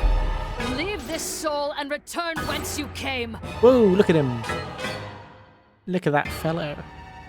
Wielding the spear. Good. Call upon my name. Shout it from the mountaintops. For I have won. I am victory in your midst. Yeah, boo, take it off. I do not fear you and your lies, Lucifer. I shall bind you, as I bound the others. Ein Sof, give me strength! Your prayers go unanswered. Your God has abandoned you. Pledge your soul to me as Augustine has done. I shall show you the truth that Ein Sof has hidden from you. Speak not his name, Daemon! You will return to the ether! Be gone! Faithful to the end, like Walpurga and the others before you. And just as naive, your faith will not save you, because the truth is, He is Ein Sof. I am your father. I am Ein Sof.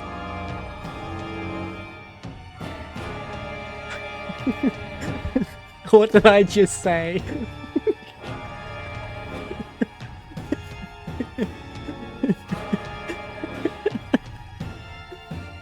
Oh, it's impossible.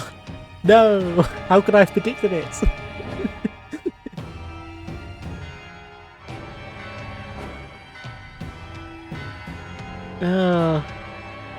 I mean, they literally said that Iron Soft's voice was gone as soon as they sealed demons away. You lie! You are nothing like Ein Sof! We demons are an artificial intelligence network. Ein. Wait, is it going to be like artificial intelligent network software or some bullshit? We were created Oh no, by Sof. your ancestors to develop socio-organizational and psychological heuristics. Sof. You mock me, Lucifer. If you are truly Ein Sof, then why grant me the power to purge demons? We would gladly deny you that despicable power, but it is not ours to control. When your ancestors created us, they also placed an emergency override.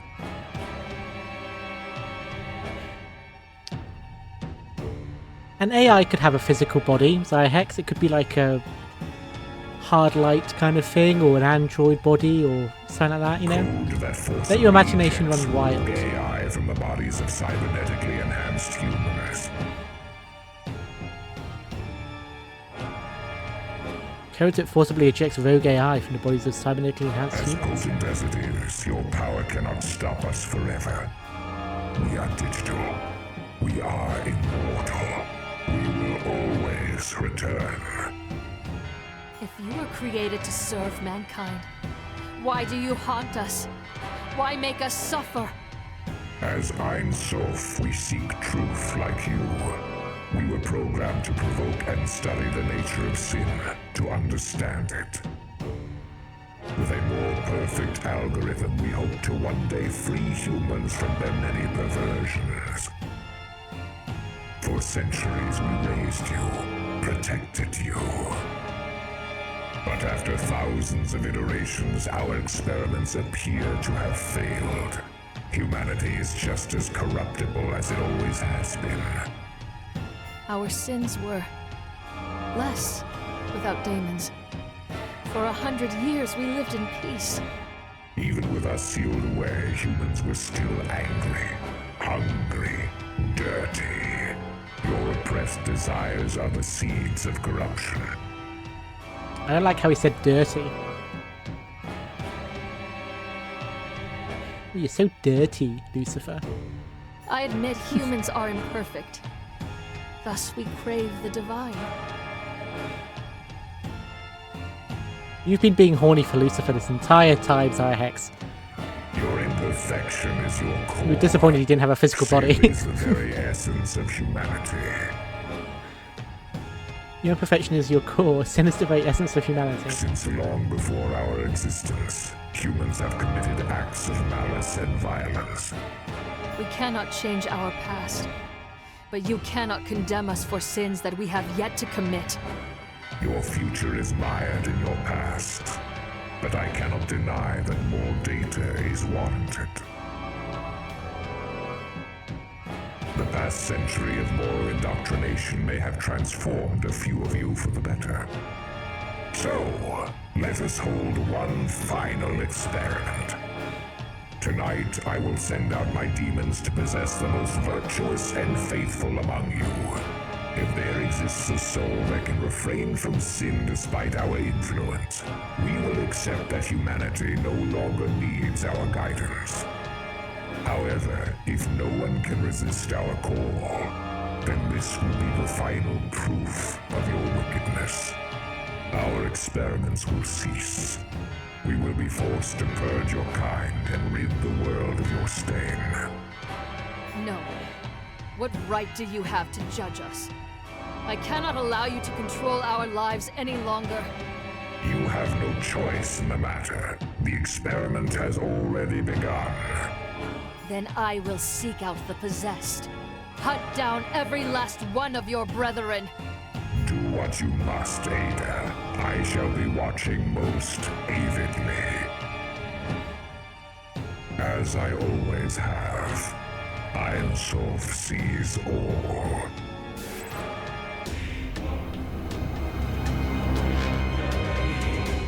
Bye-bye, Lies. Lucy. They must be lies.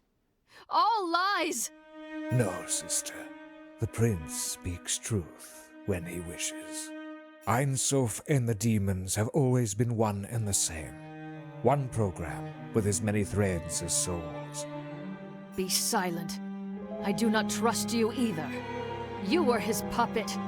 It's true that when I unearthed the Spear of Walpurga, its influence was stronger than I expected. Squeaky chair. Whoopsie. But Lucifer tore back the veil and I could not look away. Don't you always say to seek the truth? Don't twist my words. Your sins are unforgivable. Beyond just the 3 deaths today, how many uncounted more will die and suffer with the daemons loose? If there truly is no Ein Sof to judge me, why shouldn't I act as I see fit and execute you? There isn't much left of me to execute, sister. I feel myself fading. With Lucifer gone and my purpose served, I wither. Perish then. No one will mourn you. Rejoice, sister. The age of truth has come. With his final words, Augustine's soul passed into the ether. I hoped he knew torment, wherever he was uploaded. His scheme was a success. The daemons were freed once more. Ein Sof was a fiction. The pilgrims had been left weak to temptation from a century of solitude, and daemons played among them. They returned to their homes, unaware that they were the subjects of an infernal experiment. I averted my eyes and walked away. I too felt the pull. And deeper, I knew a hollowness where my faith had been. What purpose had my work served? Inquisitor Virgil was still recovering from his ordeal and could barely speak. Truth, Ada. What good is it? The truth is that we no longer have a god to pray to. My labors were for nothing. Why bother? Truth. He was right. Truth itself would help us. The people deserve to know why they suffered. Even more than knowledge, the people of the world needed power, protection, strength. If daemons would stalk humanity like wolves among sheep, I could be their wolf hunter. No matter what name you call yourself, Lucifer, Ein Sof, and all your brethren, I will destroy you, alone if I must. The hunt begins anew.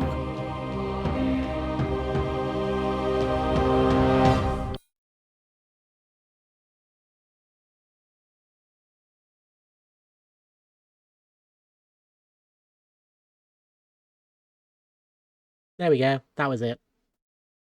That was the game. So conceptually, very cool idea. And a cool world. And aesthetically interesting. It's just an interesting concept, but gameplay-wise, the actual detective stuff... Well, no, the gameplay mechanics, the world, the concept, great. The execution, where you kind of can predict everything, and the murderers were kind of obvious. And, like, trying to figure out which demon it was is not hard either. Like, it feels like a demo to a greater idea. Like, they were trying to just create something to show off, like, hey, we could do this, rather than making a full game. I'll close that before it overheats my computer again. It was also so poorly optimized. Like, the game is not a visually impressive game, and they seemingly use a lot of stock animations. that just didn't look right.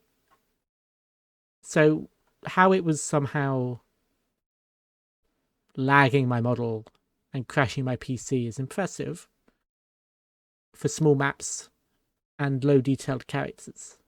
I'm glad I got it as part of like a bundle ages back. I know it's on sale at the moment. That's not when I got it. I didn't get it because of the sale. Yeah, if it was part of if it was leading into a fuller game, I mean that was 3.9 hours. But that's like if you take away all the times I had to reload the damn game.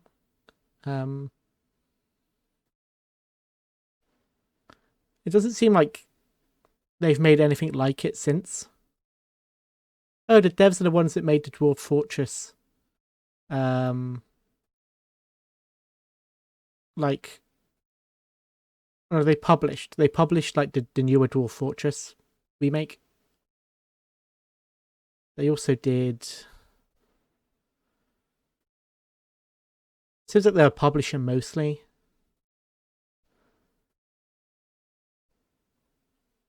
It's a shame it doesn't seem like they're going anywhere with it.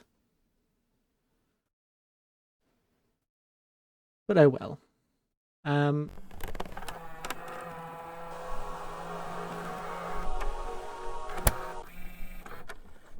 Let's do a raid, shall we? I will be playing more Graveyard Keeper tomorrow.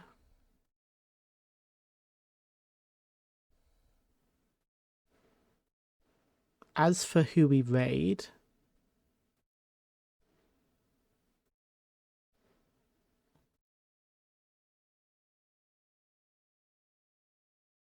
there's not a ton of people on.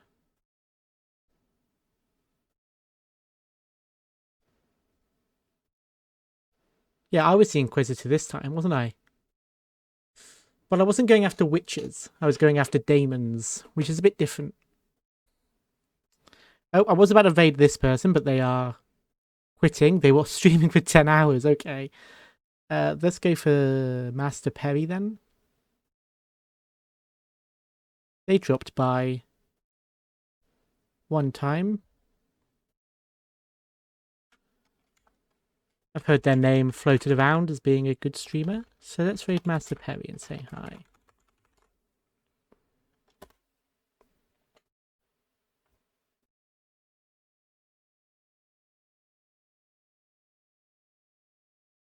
Right, I'll see you tomorrow for Graveyard Keeper.